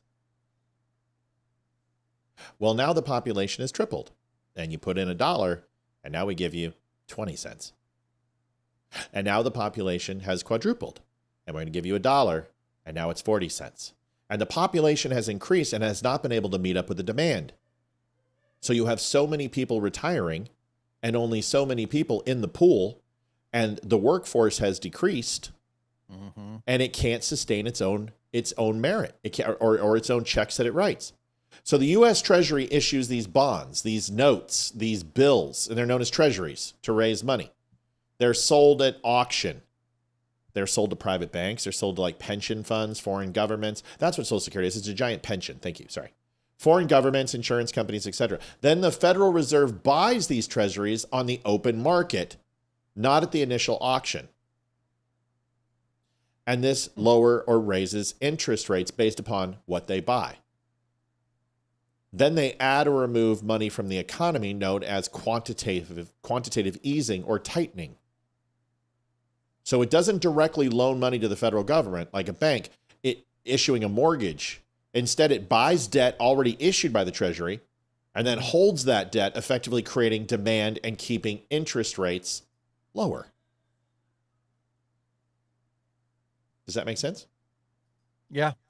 You know what it is? It's a rob Peter a little to pay complicated. Paul. It's a rob Peter I to really pay. don't like it. It's a rob Peter to pay Paul. That's all it is. It's literally a shell game with your money. But if you look at the federal budget and you look each year, there is a level of dollars for securities that are bought by the federal government that they put into the budget, which funds Social Security. And so they can say, well, we're not taxing you for Social Security. We're not supplementing Social Security with your income and your taxes. No, we're not doing that. Yes, they are. But they're lying to you because they're buying securities in order to offset the deficit inside Social Security. They are lending against the money that they already took and spent. That was your future. This is why this system is a complete canard. Does that make sense? Yeah. And when you get those statements from Social Security, it tells you, well, this is how much you've made, this is how much you've contributed. And then when you try to do the math out, at some point after you turn 62, 65, whenever you start collecting, if you've paid in enough into the system, specifically those in, we'll say, the upper tax brackets, you're not going to live long enough to see all of the money that you've put in to see it come back to you. Right. However, for those who have, say, at the lower end of the income spectrum, you're going to see twice as much as you have ever put in come back to you in the form of Social Security. Yep. This is the absolute God's honest truth. I capped my Social Security contributions every year in August because I was making a very considerable amount of money. Yeah. By August, I was done with my Social Security. I am maxed out. I never have to work another day of my life, and I am getting like $3,700 a month from the U.S. government on Social Security. Mm-hmm. If there's any money left. So I've actually got a very nice nest egg coming from Social Security. That's a very good amount of money in retirement. And with Olivia's, she's going to be, we'll have $5,000 to $6,000 a month in Social Security coming back to us. That's a very good living for retirement, especially if you've got a savings. Hell yeah. If it's here. So let me explain how this happens. Social Security is funded. It's real simple. Payroll taxes go in, right? So like every time you get a paycheck, 6.2% of your income goes to Social Security. Let's just make up that number. And then your employer matches it. So it's actually 12.4%. Make sense? Right. If you are a W-2 employee, if you're an I-9, you pay all 12.4% yourself. Okay? We're I-9 right now. Olivia and I pay into Social Security, but we're I-9 people. So all of those donations, 12.4% goes into Social Security. We literally pay almost 40% on your donations. That's why we're always asking, help us, please, Tiny Tim. So that money goes into Social Security into trust funds. There are two. One for retirees and one for disability. There's SSI and then there's Social Security. Two different things. So you got security trust funds, right? So there's two, retiree and disability. So then you have either a surplus, which is also known as government IOUs. So Social Security, it collects more money than it paid out. But the government didn't just let the extra cash sit in a vault. Instead, it borrowed it. So instead of letting it be a surplus, they use government IOUs. And the government literally writes a piece of paper, IOU, and takes it out of the coffer, spends it, and never pays it back. Oh, but wait. Then they realize, if they don't pay it back, what's going to happen? Well, it's going to bankrupt. And the shell game is going to collapse. So what do? That's where they use the U.S. Treasury bonds. So the trust funds are required by law to invest surplus into the U.S. Treasury securities that we talked about. So it's IOUs from the federal government. So the federal government, they use the surplus money to fund other spending, and in return, it owes the trust fund interest on those bonds. You guys following me? God. Then the government pays it back with taxes or borrowing. So when Social Security needs a cash infusion in those bonds to pay out the benefits, like it is right now, the Treasury has to redeem those things, and it does this by using your tax revenue or borrowing more money, issuing new debt to pay off the old debt that you got to pay. I have just given you the walkthrough of Social Security and why it is a complete canard and a complete Ponzi scheme. It is using one credit card to pay off another bill. No, you control the credit card and you write the debt off, and then you lend yourself more money and then spend it. Unbelievable. Unbelievable. Must be nice, Matt. Yeah, me working 75, 80 hours a week was I earned every penny. And it's and for anyone to say, "Oh, it must be nice, Matt," I worked my ass off. I'm doing 80 hours this week. I traveled 3 million miles by air and 1 million in a car. Yeah, I worked my ass off for 25 years to max out my Social Security. Thank you very much. So it's not nice, but you know what I've got in the bank? Nothing. Because I rolled it all on this show. So I may have a nest egg when it comes to Social Security, but we're getting by so we can keep doing this. So when we say it must be nice, that comes off as flippant, Ginger. So it's not as nice as you may think, okay? We work our butt off for what we got. And I worked my keister off to get that.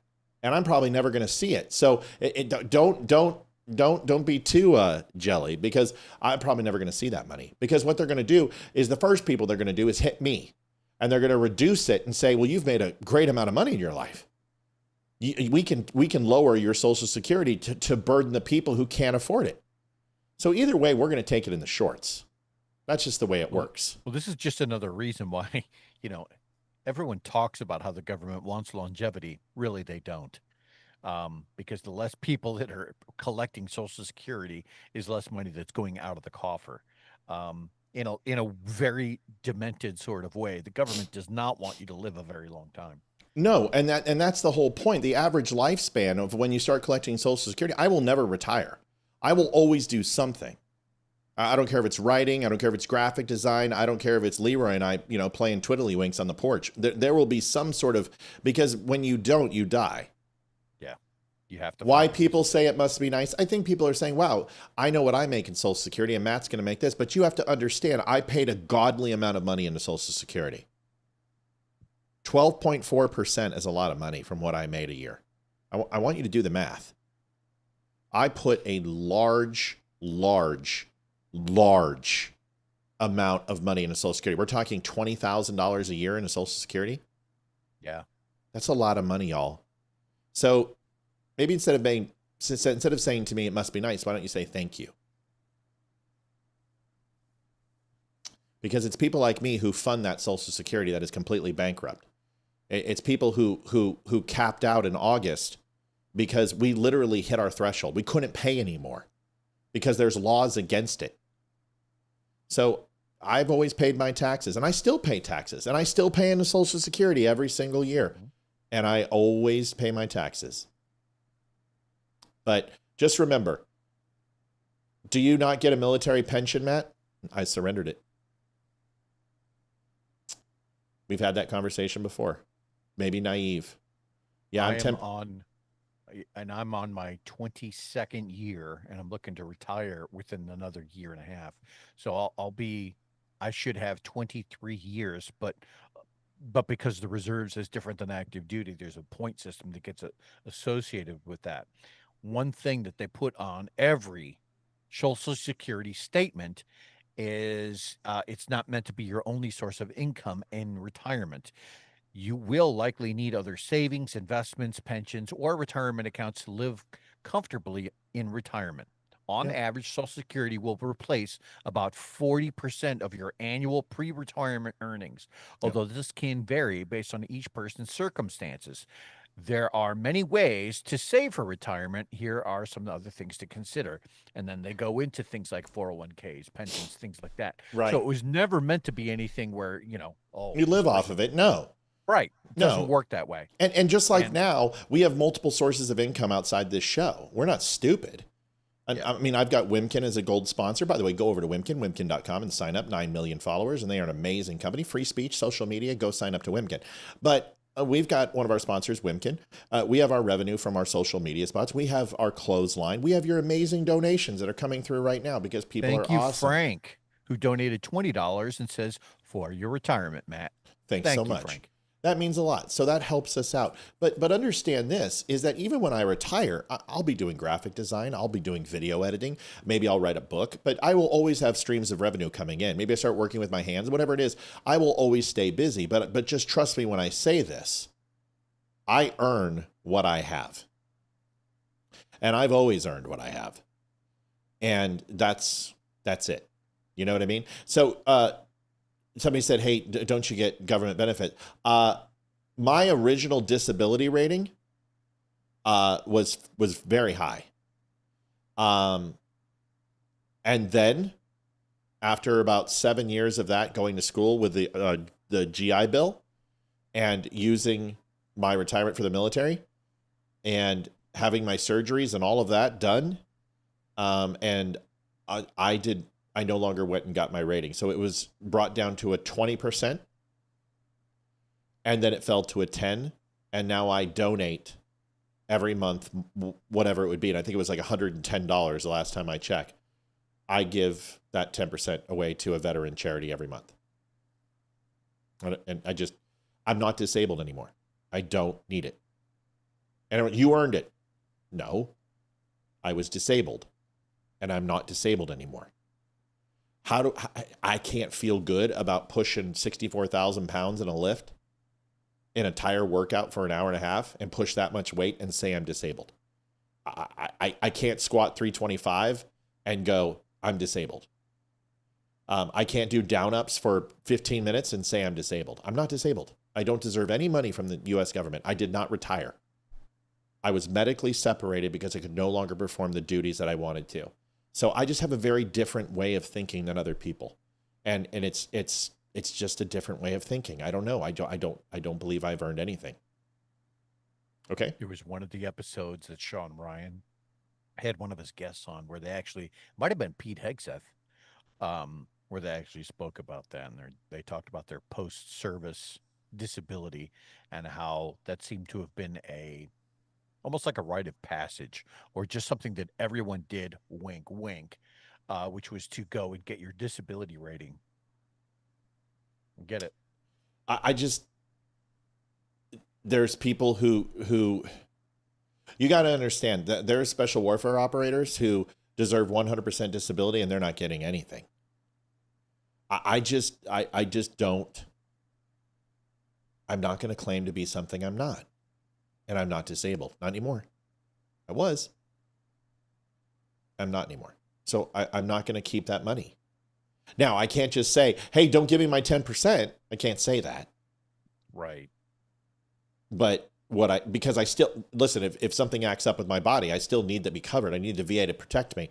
If my teeth or anything else of the things that I've had fixed, or I need reconstructive surgery on something, due to an accident, then I got to keep my rating. But I'm certainly not going to take that money and put it in my pocket when other vets can use it. You know what I mean? That's it. Okay. Yeah. I don't like talking about this. It's like, it's not my thing. So anyway, moving on. John says that's bullshit. I don't know what that means. Kimberly, Yergemeyer donated $20. Sounds like a frozen yogurt kind of night. Doesn't it sound like that? Now we had a really good dinner at the Mill. I took TS and his publicist out to the Mill. It's a great restaurant. I wanted to take Leroy there. We didn't get a chance to go. Yeah, John, I don't know what you're talking about. I don't judge the thoughts or motives of the way they do. Okay, I don't know what we're talking about. So here's the Verizon commercial. I want to show you not commercial, but the video. This guy decided that you've got 4 or 5 women and maybe 1 or 2 guys sitting down at a Verizon store. And he decides to pull out his video and literally browbeat them. And I just wanted to get your opinion. As a society, have we lost all decorum and professionalism? It's a good question. Listen to this and you tell me. Standing. Oh my God, this guy yells. I forgot. Hold on, let me turn this down. Doing nothing. 5 people standing doing nothing. Doing shit. 5 people doing nothing. Look at it. 5 people doing nothing. I pay $500 for this shit. No one's helping shit. They're just standing, walking around, doing nothing. No customers. 5 people. I asked for help. No one came to help. All they're doing is just standing in their iPads doing nothing. Look at them. Shut the fuck up. You crying. Look at him. Look at him. Why are you crying like a little Nobody's kid? helping. Nobody's helping. Like, shut the fuck up. They I pay already $4. told you they're not going to help you. Okay, but it's my money. I understand. Standing. Thank God for that other customer. I'll just do a quick take. Leroy's never done retail, I don't think. Right? I have. Oh, I didn't know you. I was the general manager at a retail location for 10 years. I had no idea. Yeah. Where can you talk? And we've talked about this, and it was in an all-black neighborhood. Oh, that's right. Only white dude that's right. in the store. Yeah. And so I took quite a bit of heat over that, and I was like, yep. And I told you about West Florida, how I was in a non-white neighborhood too, and nobody spoke English. That's right. I remember that. So you understand what I'm saying. Listen, when you write a schedule, you write it off your peak times, and you use predictive forecasting to look at your previous weeks, usually a rolling 4 to 6 weeks, to identify what your peak times are. And usually there's 2 to 3 hours of the day that your peak times are. That's when you bring on your most heavy staff. Now, the problem with this is that, say, inclement weather happens, or the Super Bowl happens, or something else that you may miss in your predictive forecasting. You might have a full staff and you just don't see the traffic. What do you want those people to do? Right. They're doing. Go ahead, buddy. 9 times out of 10, whenever a retail manager writes a schedule, it's usually 2 people to open, 2 people to close, and then there's some variation with more than that during the day at peak business hours. Right. And on days where you have maybe that's the day where a truck comes in and they have to put away all of the retail the goods, right, to make it available for the public, you're going to have even more people on staff. So what happens in this case? What if this was just a situation where some retail establishment was getting ready for a large shipment that maybe is running behind, and this dude walks in at the wrong time? How is this? This guy is way out of line. Yeah, he is. Way out of line. The customer is not always right, but the customer always deserves the right experience. Okay? Yeah. And you've got to treat the same customer, the first customer, as your last customer. That's the way it works. First and last get the same treatment, and everyone in the middle. I did retail for 25 years, and I didn't hate it. I was good at it. I was a natural salesman. I bonded with people. I got along. But literally, my soul was sucked dry where now I can't stand people. Like, I literally, I have an aversion to people. Like, you've got to be in my circle. Like, Leroy, it took us about 5 seconds to know we were going to be good. But trust me, I was like, oh, God, if this doesn't go good, what is this? And then it was over. I saw him, and I'm like, you don't know if I'm nuts or what right. And I'm just like, hugs, we're good. I got Leroy hugs. Everything's good. But the same thing with T.S. DIXON. We shook hands when he came here. We hugged when we left. That right there. And by the way, you know what he said to me when he walked out? Did you hear it? No. He's like, you want to go on RSBN? Let me know anytime. Aw. And I said, I'm because his friend is a newscaster on there on RSBN. That's how he has a really good friend. That's amazing. Like, you know what I said to him? I said, I'm never going to ask. So that's up to you. And he goes, huh? And I said, dude, you don't know me by now? I'm not going to ask you. I'm not going to, my friendship with you isn't to gain favor. So if you want me to go on RSBN, you're going to have to sell me to them because I'm not going to do it. And it's the same thing with Barry Morgenstein. He's like, I'm going to introduce you to Tonto. And I didn't say a word. I never asked him. And then he did it because that's how I know I'll walk through fire for you. That's how I know that I will literally, I will walk over glass with bare feet if you need me, because I didn't have to ask you what you promised. Leroy is a perfect example of that. He fulfills his obligation. And I damn well do the same thing. There are absolutely friendships out there where they're not real. There are opportunistic, where somebody's just looking to leverage something that you have, and that's not real.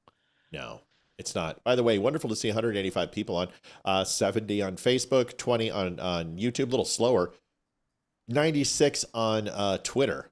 Somebody asked what I had for dinner. I had a New York strip with mushrooms and asparagus with a side of au gratin potato. It's delicious. The Berlinaise sauce was just really good. It's a good place. I'm not a fan of asparagus. I think it's the devil. Oh, I love asparagus. Love it. It's got to be cooked properly. It's so much like artichokes. It's part of the artichoke family.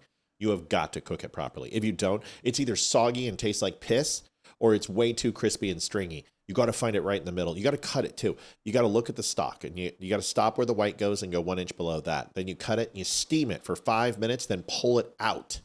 Then you season it, because if you put salt on it before, it permeates and it sweats, and that's what makes it all soggy. So you leave the salt off and you steam it.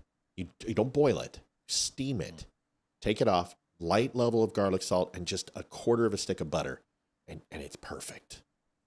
Ryan makes it where he puts it in the oven, and he puts it's Parmesan cheese on top of it, and he does a bunch of other things, seasoning, things like that, and everyone seems to rave over it. I just don't like it. Well, that's like squash and zucchini. I'm a big squash and like zucchini asparagus. fan. Yeah, I get it. Listen. The thing is that the funny thing about asparagus is I always forget I eat asparagus, and then I remember an hour later when I go pee that I ate asparagus. Yeah. It's one of the things I'm like, I had asparagus. It's kind of like when you have corn, and 3 days later you're like, when the fuck did I have corn? When did I have corn? I don't remember. Right. That's horrible. Lindsey Graham. Listen, I defend Donald Trump all the time. All the time. I am not going to... I've heard keep your enemies closer. It's all a part of the plan. He's playing 4D chess. Lindsey Graham needs to be excommunicated from Donald Trump's presence. This guy is the biggest... I can't stand this little weasel. Pretty awful. I can't stand him. Here's a video just listen. Just listen. On this, Russia collusion witch hunt, which was ridiculous. And you told me repeatedly over the last couple of years, as I continued to bring this evidence forth, in February of 2019, you said, I'm going to subpoena Rosenstein, Yates, Strzok, Comey. In July of 19, you said, I'm vowing to do a deep dive. In August 19, you said, we will make sure this never happens again. September 22nd, 2019, you came on this show, you said, we're ready to start calling people. October 29, I'm going to call Horowitz and subpoena. November 19, I'm going to call Horowitz after the findings. You are the only one with subpoena power right now in the Republican Party. On this... He's such a douche. He's doing his hair. Bro, nothing is going to make that look better. You promise, and never deliver. You said you were going to go after Hillary Clinton. You said you were going to go after Obama. Yeah, you said you were going to go after Biden. The only thing you keep your word on is blowing people up. That's the only thing you do is war. That's all you want. You just want to blow up some Iranians. You're a neocon Bush replant. You are a fossil. You're a dinosaur. You are a remnant of a Republican Party that no longer exists. Get him out of here. He needs to go the way of Trey Gowdy and Jason Chaffetz and Paul Ryan and the rest. And I don't despise Trey Gowdy. I think he's a very smart guy, but he was also a neocon. I just get all the neocons out. All right. When you have people like that in the party who claim to advocate for your side and then behind the scenes do a lot of shady shit that seems like it's more so there to sabotage, then you have to wonder about the authenticity of that person. And I think Lindsey Graham absolutely fits that bill. He has always, we've heard these accusations before. Well, so-and-so is a rhino, or so-and-so is this or that. I think Lindsey Graham absolutely fits that description perfectly. Totally. Oh, he's politically advantageous. That's it. Yes. Melanie says, what does she say? Oh, Matt, Grouper is going on at Rumble. What? Yeah. Groiper? The fish? What's going on at Rumble, Melanie? Can someone please tell me what's going on over? We have a Groiper. There's any Groipers left? You guys still follow Nick Fuentes? You mean the black-pilled Nick Fuentes who just completely melts down over Trump? Dude, you know what's funny? If Ben Shapiro broke Candace Owens, Donald Trump broke him. Yeah, there's a soy boy. Is he a soy boy or a Groiper? What's he talking about? Jews are all pedophiles. Jews are all pedophiles. Okay. Oh my God. You guys are. He's a Qer. That's not a Groiper. He's a Qer. Oh, you're a putz. Just ban him. Why don't you ban him? Don't ban him. Just. That's what I said. I'm just telling everyone to ignore him. Hey, everyone on Rumble, ignore him. He will go away and get bored. Yeah. He's not a groiper. He might be a groiper, but Nick Fuentes is Oh, so he is a groiper. Okay. Listen, Nick Fuentes is growing up, and Nick Fuentes is going to disappoint the shit out of you guys.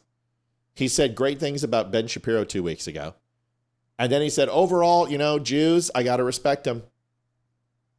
Maybe I'm on the wrong side. Maybe they got it right. Yeah. They're very successful. Newsflash.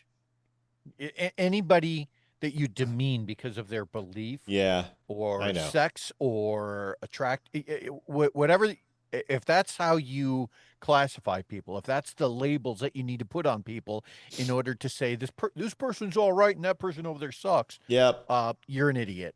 It's not. It's not even that. Like, you can criticize Israel. Nothing wrong with criticizing Israel. But that's not what you're doing. Right. But what you're doing.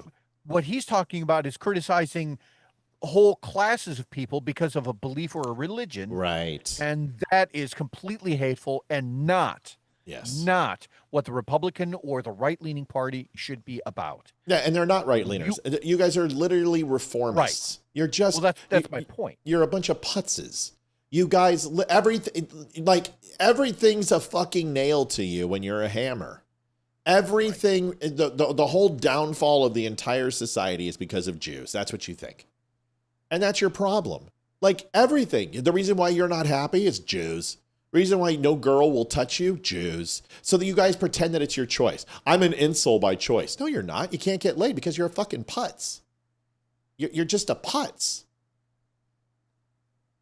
We used to call you guys nerds and dorks. And the reason why is because you guys played D&D and you got on computer games and stuff. I was one of them. I get it.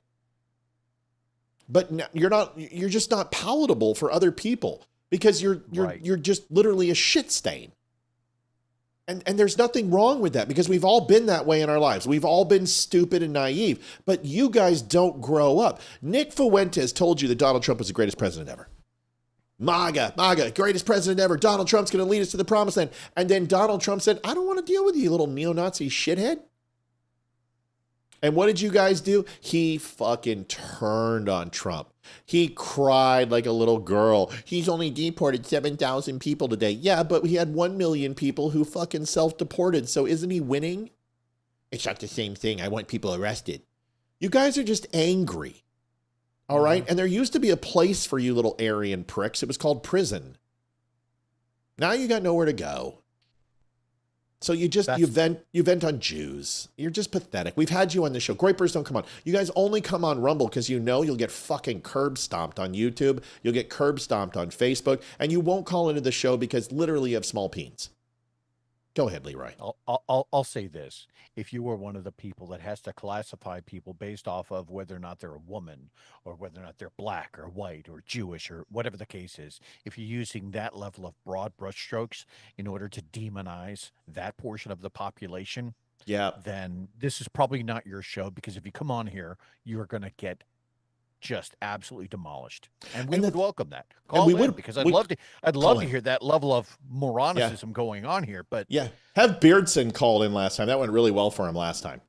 Yeah, who? Beardson was like, oh, you don't remember Beardson? He's Nick Fuentes' number 2. He called in. The Groypers got him to call in. At the end of it, he's like, you guys are actually really good guys. I don't have anything against you. But at first, he was just like, Jew lovers. And then we had a really, really good conversation. He brought up the USS Liberty. He brought up the expansion of Israel and taking over the Middle East. He brought up the Rothschilds. He brought up the dancing Jews. Just the usual freaking, the shtick, the smorgasbord of bullshit from the Groypers. And at the end, Beardson was like, hey, you guys aren't bad. Never mind. You guys are good guys. And we all joked and laughed, and he left in a better place. And he's never bothered us again. And all the Groypers left us alone. But you guys. The funny thing is Nick Fuentes is so fucking talented as a human being. He's intelligent. He can present. He can do all those things. He's charismatic. He's likable. There's some funny shit that Nick Fuentes says. Libby and I laugh sometimes at his stuff when he's not literally trying to sell the Groypers on his grift. When he gets a donation, he pretends he hates it. He fucking loves it. And he crashes out, and you guys like circus seals.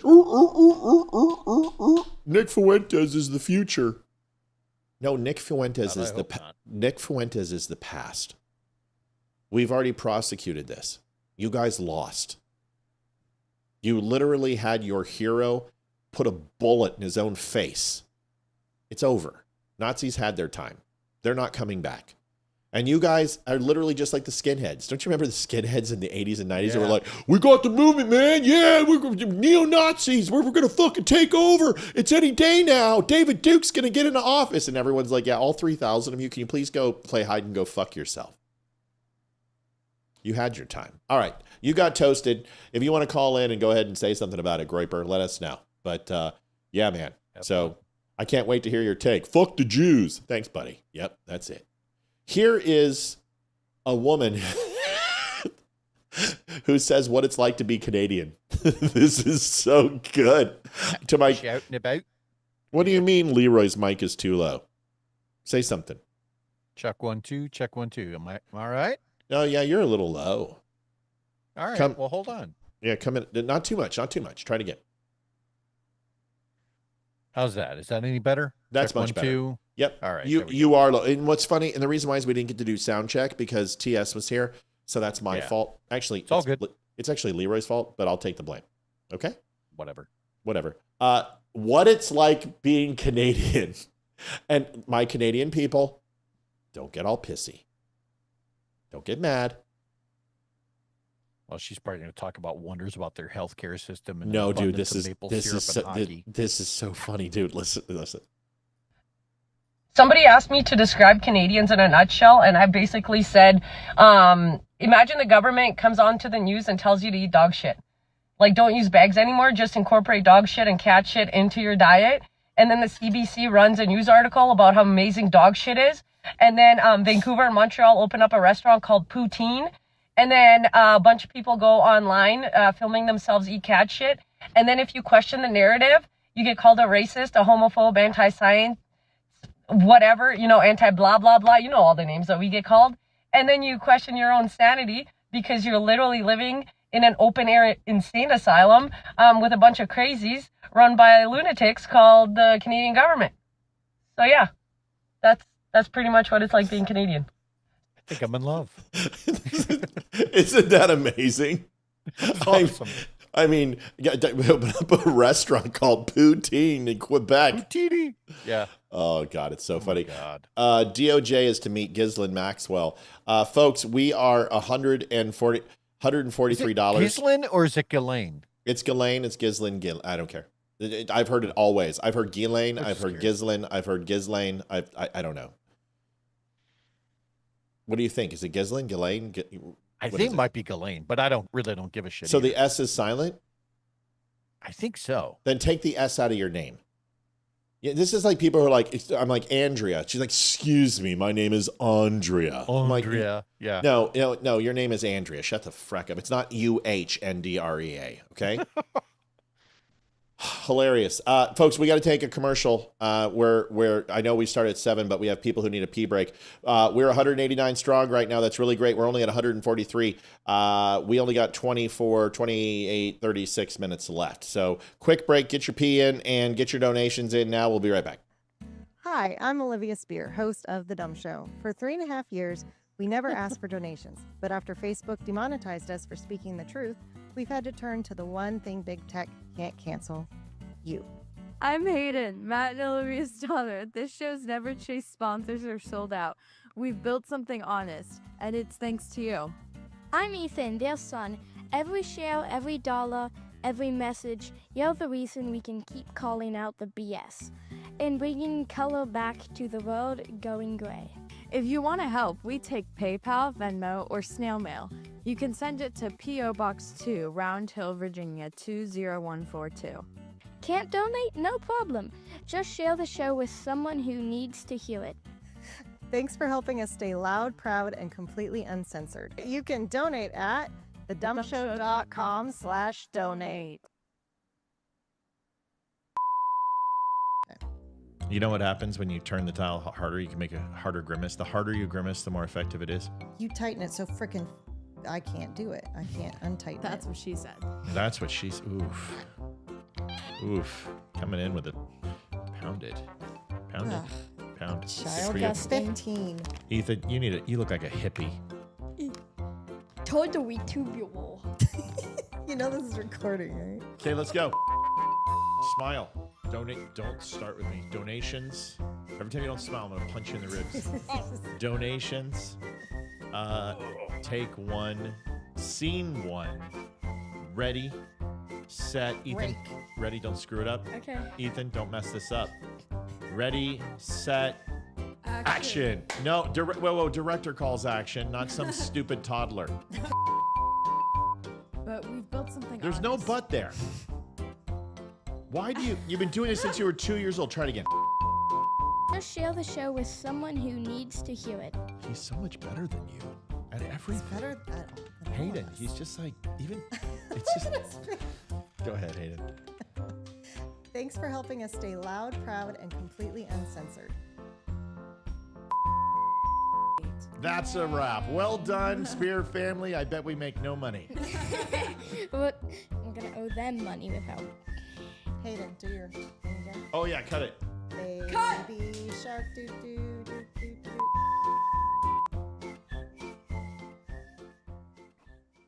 Again, thank you enough, folks. We appreciate your donations and all your help to hit goal. And we had T.S. Dixon in the house tonight.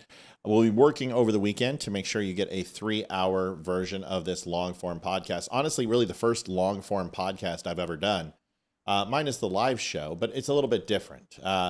It's not easy to have a conversation for 3 hours with somebody and continue to find new things to talk about. But in this one, it certainly was chock full of great stuff. And you'll be able to appreciate the mind of T.S. Dixon because he is a pretty smart human being. This is something I'm a little tired of. Yeah. I'm a little sick of this shit. So let's just. They're cheap. It's a cheap attempt, right? Because by making that accusation, everyone immediately feels the need to, well, that's not true, or they have to go in the defensive, right? Yeah. Well, it just stops the conversation. Yeah. Here's the thing. And I want to be really sensitive about this topic. And I apologize to any abuse victims who are on.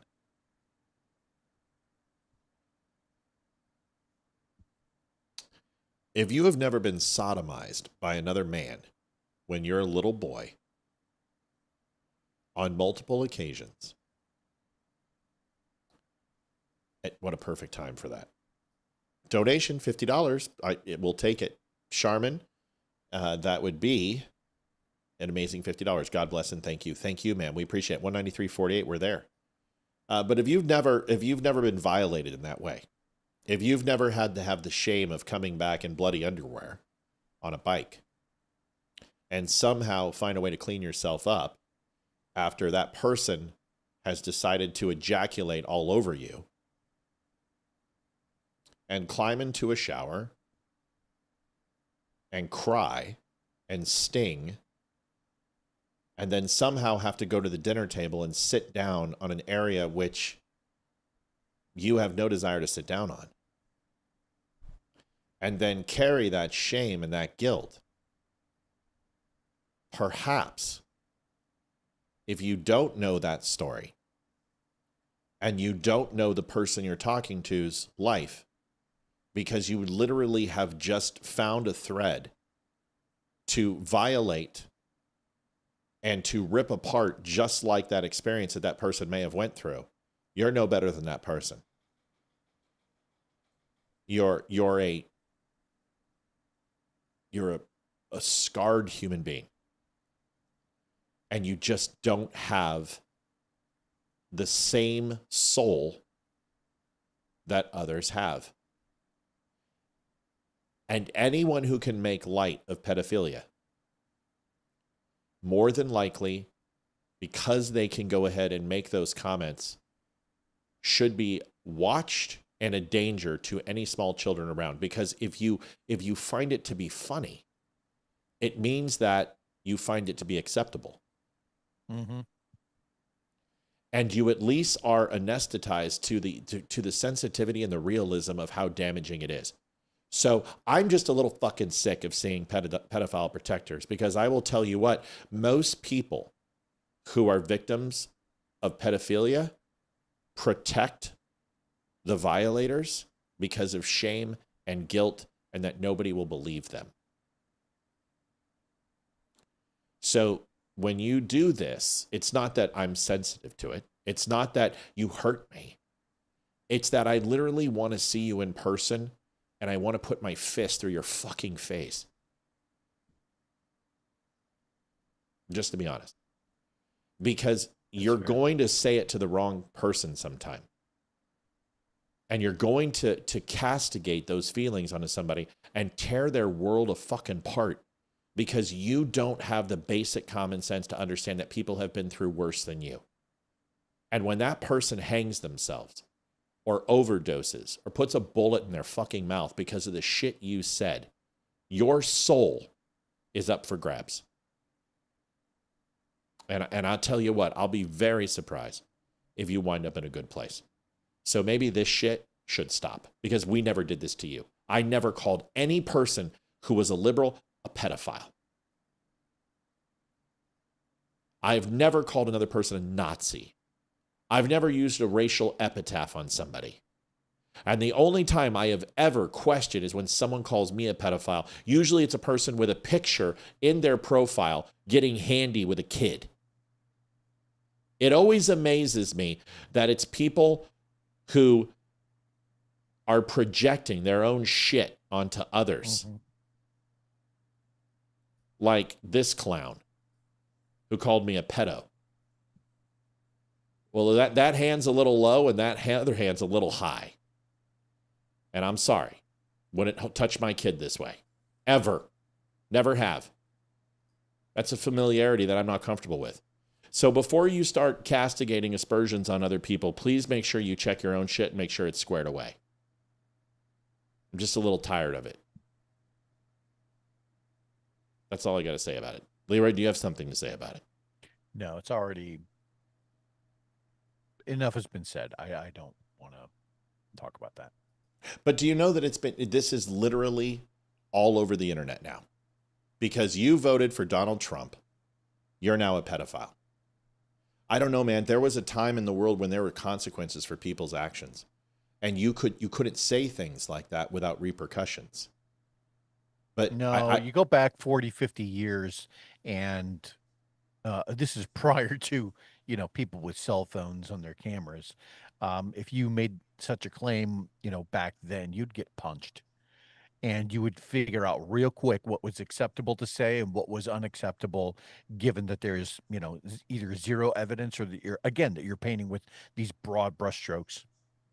Yeah, certainly don't mean to get heavy, but I would just ask you, if you see people say, and you see that thing, see the stuff that's going around. I've been fighting it and defending Trump, because in the end, even if Trump is guilty, and I will be the first person to flip on him quicker than white on rice, is that he is innocent until proven guilty in a court of law. True. And so's Bill Clinton. And so's Joe Biden. And so's everyone else who's been accused of something. And we're just built differently. But if you had experienced that, you wouldn't be making light of it. I promise you. I promise you. I don't care how tough you think you are. That has a way of humbling another human being to a point of self-deprecation and self-loathing. And a lot of people never make it through. A lot of people allow that to consume them. So I just think we should. I thought Nazi was bad, but for the love of God, people, I mean, how far are we going to go before we just lose all value and human sanctity and dignity? You don't even know what's in there. You have no idea you don't know anything Trump knows. You have no idea what's going on. But this is the latest topic. We're not Nazis. We're now pedos. We're not the one lopping children's genitalia off. We're not the one putting drag kings in front of kids. We're not doing DEI. We're not sexualizing our children. Maybe you should look inward. Yeah, there's mirrors out there. Yeah, look in them. Chris Murphy also said that it's totalitarianism and fascism to stop paying illegals Medicare and Medicaid. Wait, what? Yeah. Merry Christmas. Enjoy this. I'm letting you take this one because I'm done. A colleague of mine said to me late last night on the phone, maybe you don't fight totalitarianism by talking about totalitarianism all the time, right? Maybe you fight totalitarianism by talking about the real world consequences of fascism. And one of the real world consequences is right now is that millions of people are about to lose their health care in order to pad the pockets of the super wealthy. That's where a colleague. What? That makes zero sense. Yeah. None whatsoever. Yeah. He didn't connect those two dots, and maybe there was more to that conversation that he was trying to allude to. But the fact of the matter is that authoritarianism or fascism, meaning the government control over your life, isn't the same as getting people who are illegal and somehow trying to sever a tie, already illegal people, sever a tie from taxpayer dependency on certain government programs. Not the same. Not the same even remotely. So that argument makes zero sense to me. Call me crazy. Damani Felder. Just Love in him. time to take. I love him too. Dude, he's so funny. I didn't tell they shut down my page last week. Did I tell you this? No. They shut us down right before 30 minutes before we were supposed to go on. They banned my page for permanent. And I had 180 days to appeal or my page would have been shut down permanently. What happened is somebody duplicated my Facebook? Yeah. So someone duplicated the page and Facebook suspended all Matt Spear accounts because someone literally copied it. They used a program to copy it and then they reposted it and they got me for duping. So I flipped out. I was so freaked out. So I was talking to Damani at the time and I'm like, dude, they just took down my page. And he's like, you're so full of shit. I said, no, dude, I'm serious. And he's like, dude, I'm not falling for it. You're a shit stirrer. I see the stuff you post. You're messing with me. And I'm like, oh my God, I'm flipping out. I'm totally melting down. So I call him and I'm like, Damani, I'm not kidding. He's like, yeah, right. Then Olivia goes on and goes, Damani, Matt is not kidding. He's like, Olivia, I didn't expect you to do this. And he would not believe me. He's like, you're just doing this to get a rise. I'm like, no, I'm not. Anyway, Damani had something to say. And without a hat on, holy crap, I don't think I've ever seen him without a hat on. Here's the video.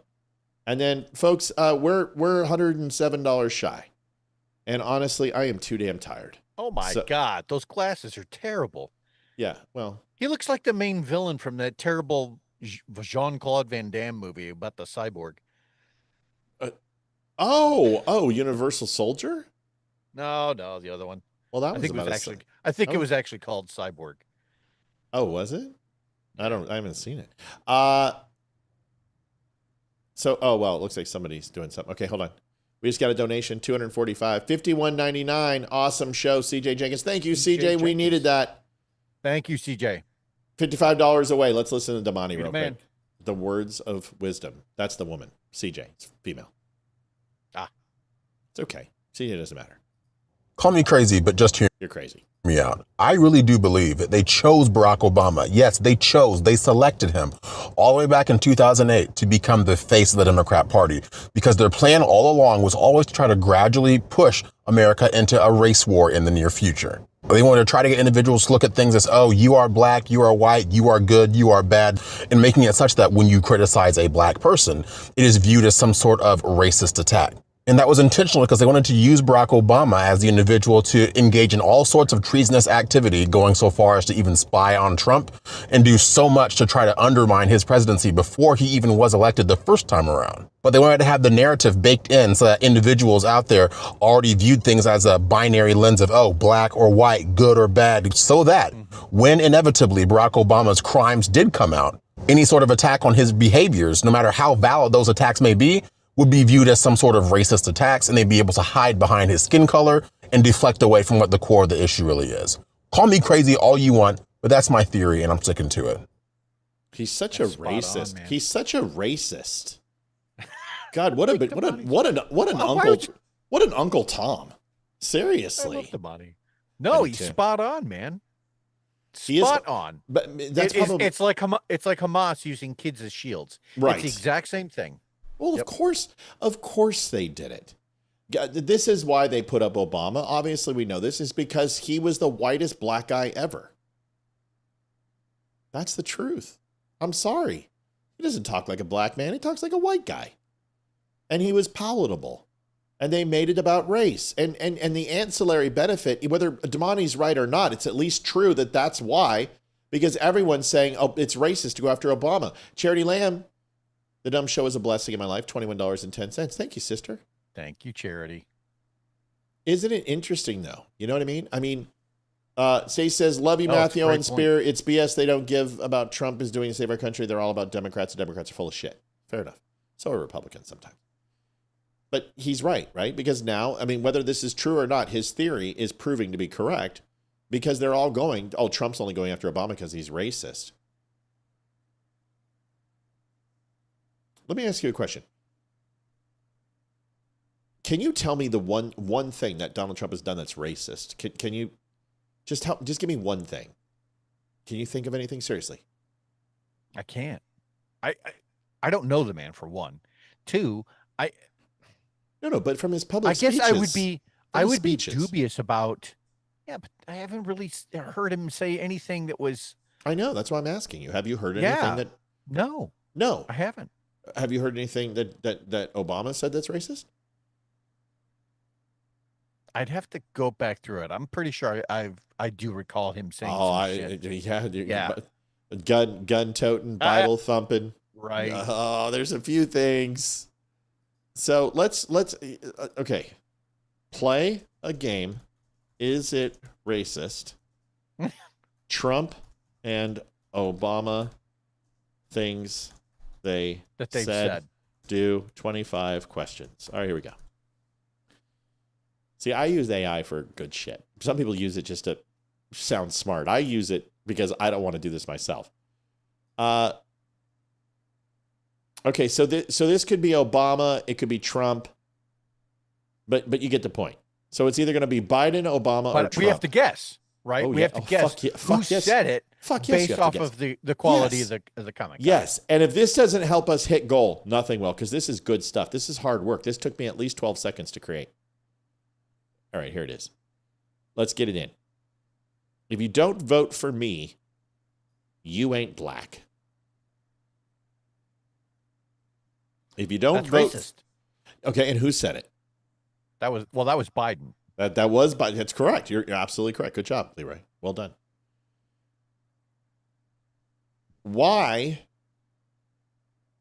Hold on. Okay. Why do we always have to hear about the Holocaust? Who said it? Why do we always have to hear about the Holocaust? I'm going to go with Adolf Hitler. No, I'm kidding. No, come on. Barack Obama, Joe Biden, or Donald Trump? No, I'm going to go with Barack Obama on that one. It was Barack Obama. And that is racist. Is it not? It certainly sounds it. Well, it's anti-Semitic. Well, right. But considering that the Jews are multi-centric around their ethnicity and their religious beliefs, but no, it's not racist. But it most assuredly was said by Barack Obama. Why are we having all these people from shithole countries come here?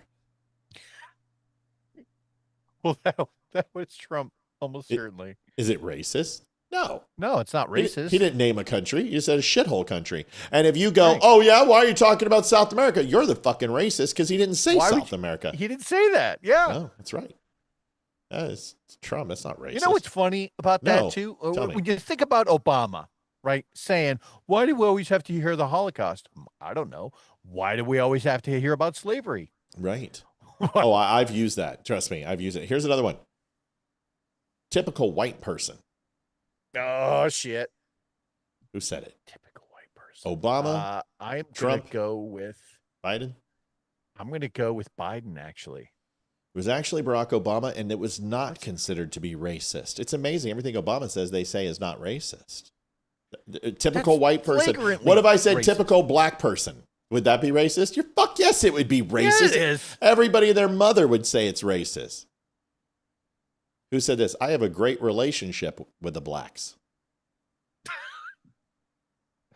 That was Trump, wasn't it? Yeah, and they said it was racist. What's he supposed to say? What's he supposed to say? Are they not black? We don't say black anymore? Well, he didn't disparage him. He just said he had a great relationship. A great relationship with the blacks. He didn't say I own them. He just said I have a great relationship. That's like saying I have a great relationship with women or with Jews. Like, right. Right, that's okay. But blacks, you can't say blacks anymore. You can't say whites. He can say that typical white person, but he can't say I'm friends with blacks. All right. Here's another one. My grandmother was a typical white person who has fear of black men on the street. Biden. It's Barack Obama. No. Yep. And they said it was not racist. Oh my God. That is so racist. All right, you ready? Yeah. Some of them, I assume, are good people. Who was it? Well, I think I remember that one, and I'm going to say that was Donald Trump. That was Donald Trump, and they said it was racist. Yeah. Isn't it amazing? Everything that Donald Trump says is racist. Oh, shit. The legacy of slavery and Jim Crow are still with us. Oh, that was Biden. I remember that. No, that was Barack, buddy. No, was it? It was Barack, and they said it wasn't racist. So far, Barack Obama has said nothing racist because black people can't be racist, right? Black unemployment is the lowest it's ever been. That's Trump. And did they say it was racist? I don't know what they said. MSNBC, Joy Reid, and CNN said it was racist. They get bitter. They cling to guns or religion or antipathy to people who aren't like them. That sounds like Obama. That was Obama. Was it called racist? Nope. China is going to eat our lunch. Come on, man. They're not in competition for us. Come on, man. Come on, man. Come on, man. I mean, you still got to guess. That's pretty obvious. It's Biden. Are you sure? Could be somebody else. You never know. Okay. Come on, man. Come on, man. Better than anybody else. And you don't know my state. My state was a slave state. My state is a border state. My state is the 8th largest black population in the country. My state is anything from a Northeast liberal state. Come on, grow up. I got it. He's slimy. Oh, dude, wait, I got to do this one. And Corn Pop was a bad dude. And he ran a bunch of bad boys. I miss him, dude. I miss him so much. It was so fun. Just literally what a tard. You had some very fine people on both sides. Well, that one was obvious. That's Trump. That's Trump. Was it considered racist? No, I think it probably was. They said it was racist. They took that way out of context. Said he was supporting the Nazis when that's not what he said. He was talking about the people who were opposing the statue and the people who were for the statue taking down. That's what he was saying. I've been to all 57 states. That was Biden. No, it was Obama. No. Yeah, and that's certainly not racist. Obama founded ISIS. Oh, shit. He did. Who said that? I'm going to say that was Trump. It was Trump, and they said it was racist. MSNBC and CNN. They're going to put you all back in chains. Obama founded Al-Qaeda. Yeah. That's right. They're going to put you all back in chains. Oh, that was Biden. You got more questions, but I tell you, if you have a problem figuring out whether you're for me or Trump, and you ain't black. Put you all back in chains. Did they say it was racist? No, they did not say it was racist. Not once. We did. You can't go to a 7-Eleven or a Dunkin' Donuts unless you have a slight Indian accent. I remember that one. A slight Indian accent. I Gotta remember that. Biden was, terrible. He said that. He said that. Yeah, he did. I mean, and did they say it was racist? He did not say it was racist, actually. They defended him. They excused it. They excused it. What he said is that when we say they, we're referring to the media, folks. Yeah, he's a creature of a different time. Those are the words exactly. I remember this. He was a creature of a different time. It's just a different time. It's not racist. All right. Folks, we're still behind 266.57. I'd love to get out of here on time, folks. It's been a long week. We have been like 2.5 weeks in a row. $33.43 more. Hook us up. It's been 10 o'clock for like 3 weeks straight. We're tired. Never saw a guy sweat like Marco Rubio. Never saw a guy sweat like Marco Rubio. I'm going to go with Barack Obama on that. It was Trump, and that's one of the only things they said wasn't racist. Yeah. We are 5 days away from fundamentally transforming the United States of America. That was Obama. I remember that one. That's not racist. They're going to say I'm an angry black man. Was that Trump? What? Okay. They're going to say I'm an angry... It's Obama. And of course, they didn't call that racist. We're not going to let Detroit go bankrupt. But it did go bankrupt. And that would be racist. That would be racist in itself, I think. Wasn't that Obama, though? Oh, yeah. Didn't Obama say that? Yeah, he said it. Yeah, okay.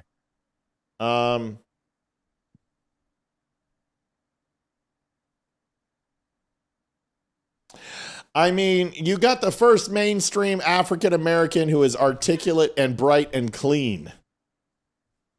That was Joe Biden. Oh my God, that guy was just he was absolute He was a gift. It's just a complete gift. I mean, and for all of the, like, when you just had that sticker up, right? Or that little thing that was made from the Democrat Party that said pedophile protectors, right? But nobody ever referenced Joe Biden when he talked about the blonde hair and the kids rubbing up on his legs and kids sitting on his lap.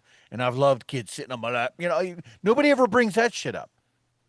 They just. And by the way, I sit on the stand and it get hot. I got hairy legs that turn blonde in the sun, and the kids used to come up and reach in the pool and rub my leg down so it was straight, and then watch the hair come back up again. They'd look at it. So I learned about roaches. I learned about kids jumping on my lap, and I've loved kids jumping on my lap. Fired. Unbelievable. That's the end of the game, folks. 266.57. I'm tired. It's been a long day. We're going to go. Unless Olivia's going to save the day. Let me call Olivia. Olivia! We had a great night. We had T.S. DIXON. We're going to allow Leroy to have his 1 minute. If you haven't had a chance to donate, now it's time. Because I need to go to bed. I'm literally I'm bushed. I get it. Looks like we hit it. Hold on. Call it out. I can't see it. 157. Debbie Hensley donated $35. Says, so Chief Big Wampum can go spend time with Little Beaver. Ooh. Oh. That's Olivia. She's called Little. I called her Little Beaver last night. And I'm Big Wampum.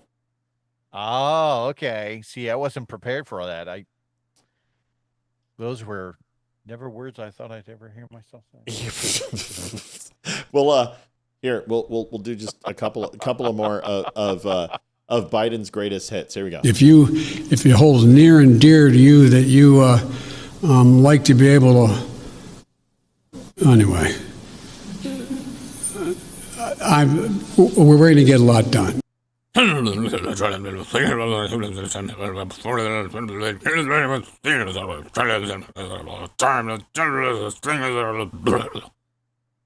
Last one for the night of Biden, and then we'll give Leroy his minute. My mother believed and my father believed that if I wanted to be president of the United States, I could be vice president. My mother and father believed. God, he was a gift. That's just endless jokes. Yes. Just the gaffes were never ending. They were beautiful. They were nothing that could be covered up, and they would be forever used from against the Democrat Party. Listen, big. Wait, did you know how bad I wanted to go to an alternate timeline, and just a timeline that had actually Kamala winning, and just literally just get the clips and the recordings of all her shit and bring it back? And guys, I just went to Alpha Bravo Delta, and you can't believe what I've uncovered. Here are all the sound bites from Kamala Harris cackling and laughing and just, that would be fantastic. All right, bring him home. Go ahead. Big shout out. Thank you so much to T.S. Dixon for coming on the show. What an amazing intellect. Great guy. And I, for one, am definitely going to sign up to watch this long form interview with him. I think that's going to be fantastic. Also, big shout out to Wimpkin, to Still Point, and to Barry Morgenstein. Thank you to everyone who donated tonight. And yeah, it's going to be, we're going to get there, folks. We have a lot of work to do, but we're going to get there. Did you hear Hunter Biden's podcast interview where I saw that. My God, he just completely just belted. Just F-bomb after F-bomb. Just napalmed everybody. Oh, what is David Axelrod won? He had a black man as president. That's why. And I'm just like, oh my God, this fucking guy is like Hunter on the loose. They should do a show. They should replace Dog the Bounty Hunter and just Hunter the Bounty Hunter. Oh my God. It would be Hopped so up on coke every time. Just he talked a couple of lines. He's like, listen, the difference between crack is the bicarbonate that they put into. I'm just like, oh my God, dude, you're teaching people how to like make crack. You got to step on it properly. And he's a former Navy, I want to say lieutenant commander. I know. That should embarrass the shit out of you. I know. And you know what? He got some sort of separation that is like one of the rarest separations ever in the military. It wasn't a dishonorable. It wasn't a medical. It wasn't an honorable. It was something in between. It was like other than honorable. No, it wasn't that. It was something else. It was, no, I'm telling you, I've never heard of it before. It was see, now I got to look it up and we'll go. Fucking guy. God. Hunter Biden is one of those guys I would love to have him on the show. Oh, love. Dude. I don't amazing. Even know. I don't even know if I could sick him. You know, I just let him talk.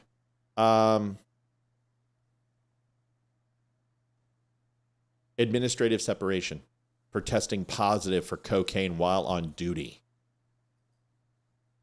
Administrative separations, they're so fucking rare.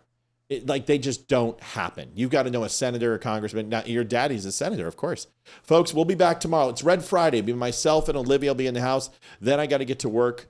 Matt, before you go, Nobody 2 is coming out August 15th. What? Oh. Nobody. What's Nobody? It's a movie. It has the guy from Breaking Bad, Better Call Saul. It's a movie about, it's like a John Wick, but it's like a spoof. Oh, I love that movie. Nobody. Yeah. Oh, I can't wait to see it.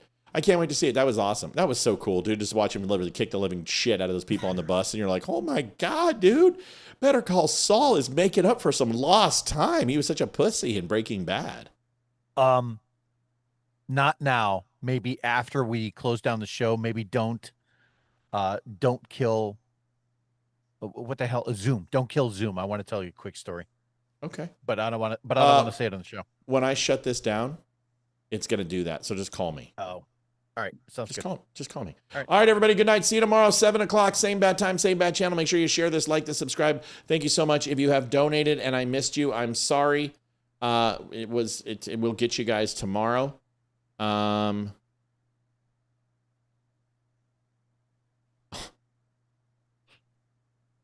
So Facebook just gave me my payment remittance and they withheld taxes on it. What? So they just gave me for my $1.99 membership club. Yeah. They took $69 in taxes. They took 69. I don't understand. I give up. I quit. Folks, fucking Facebook. We'll see you Friday. Good night, everybody. Have a good one. Call me, buddy. Bye. Adjusting transmitter output.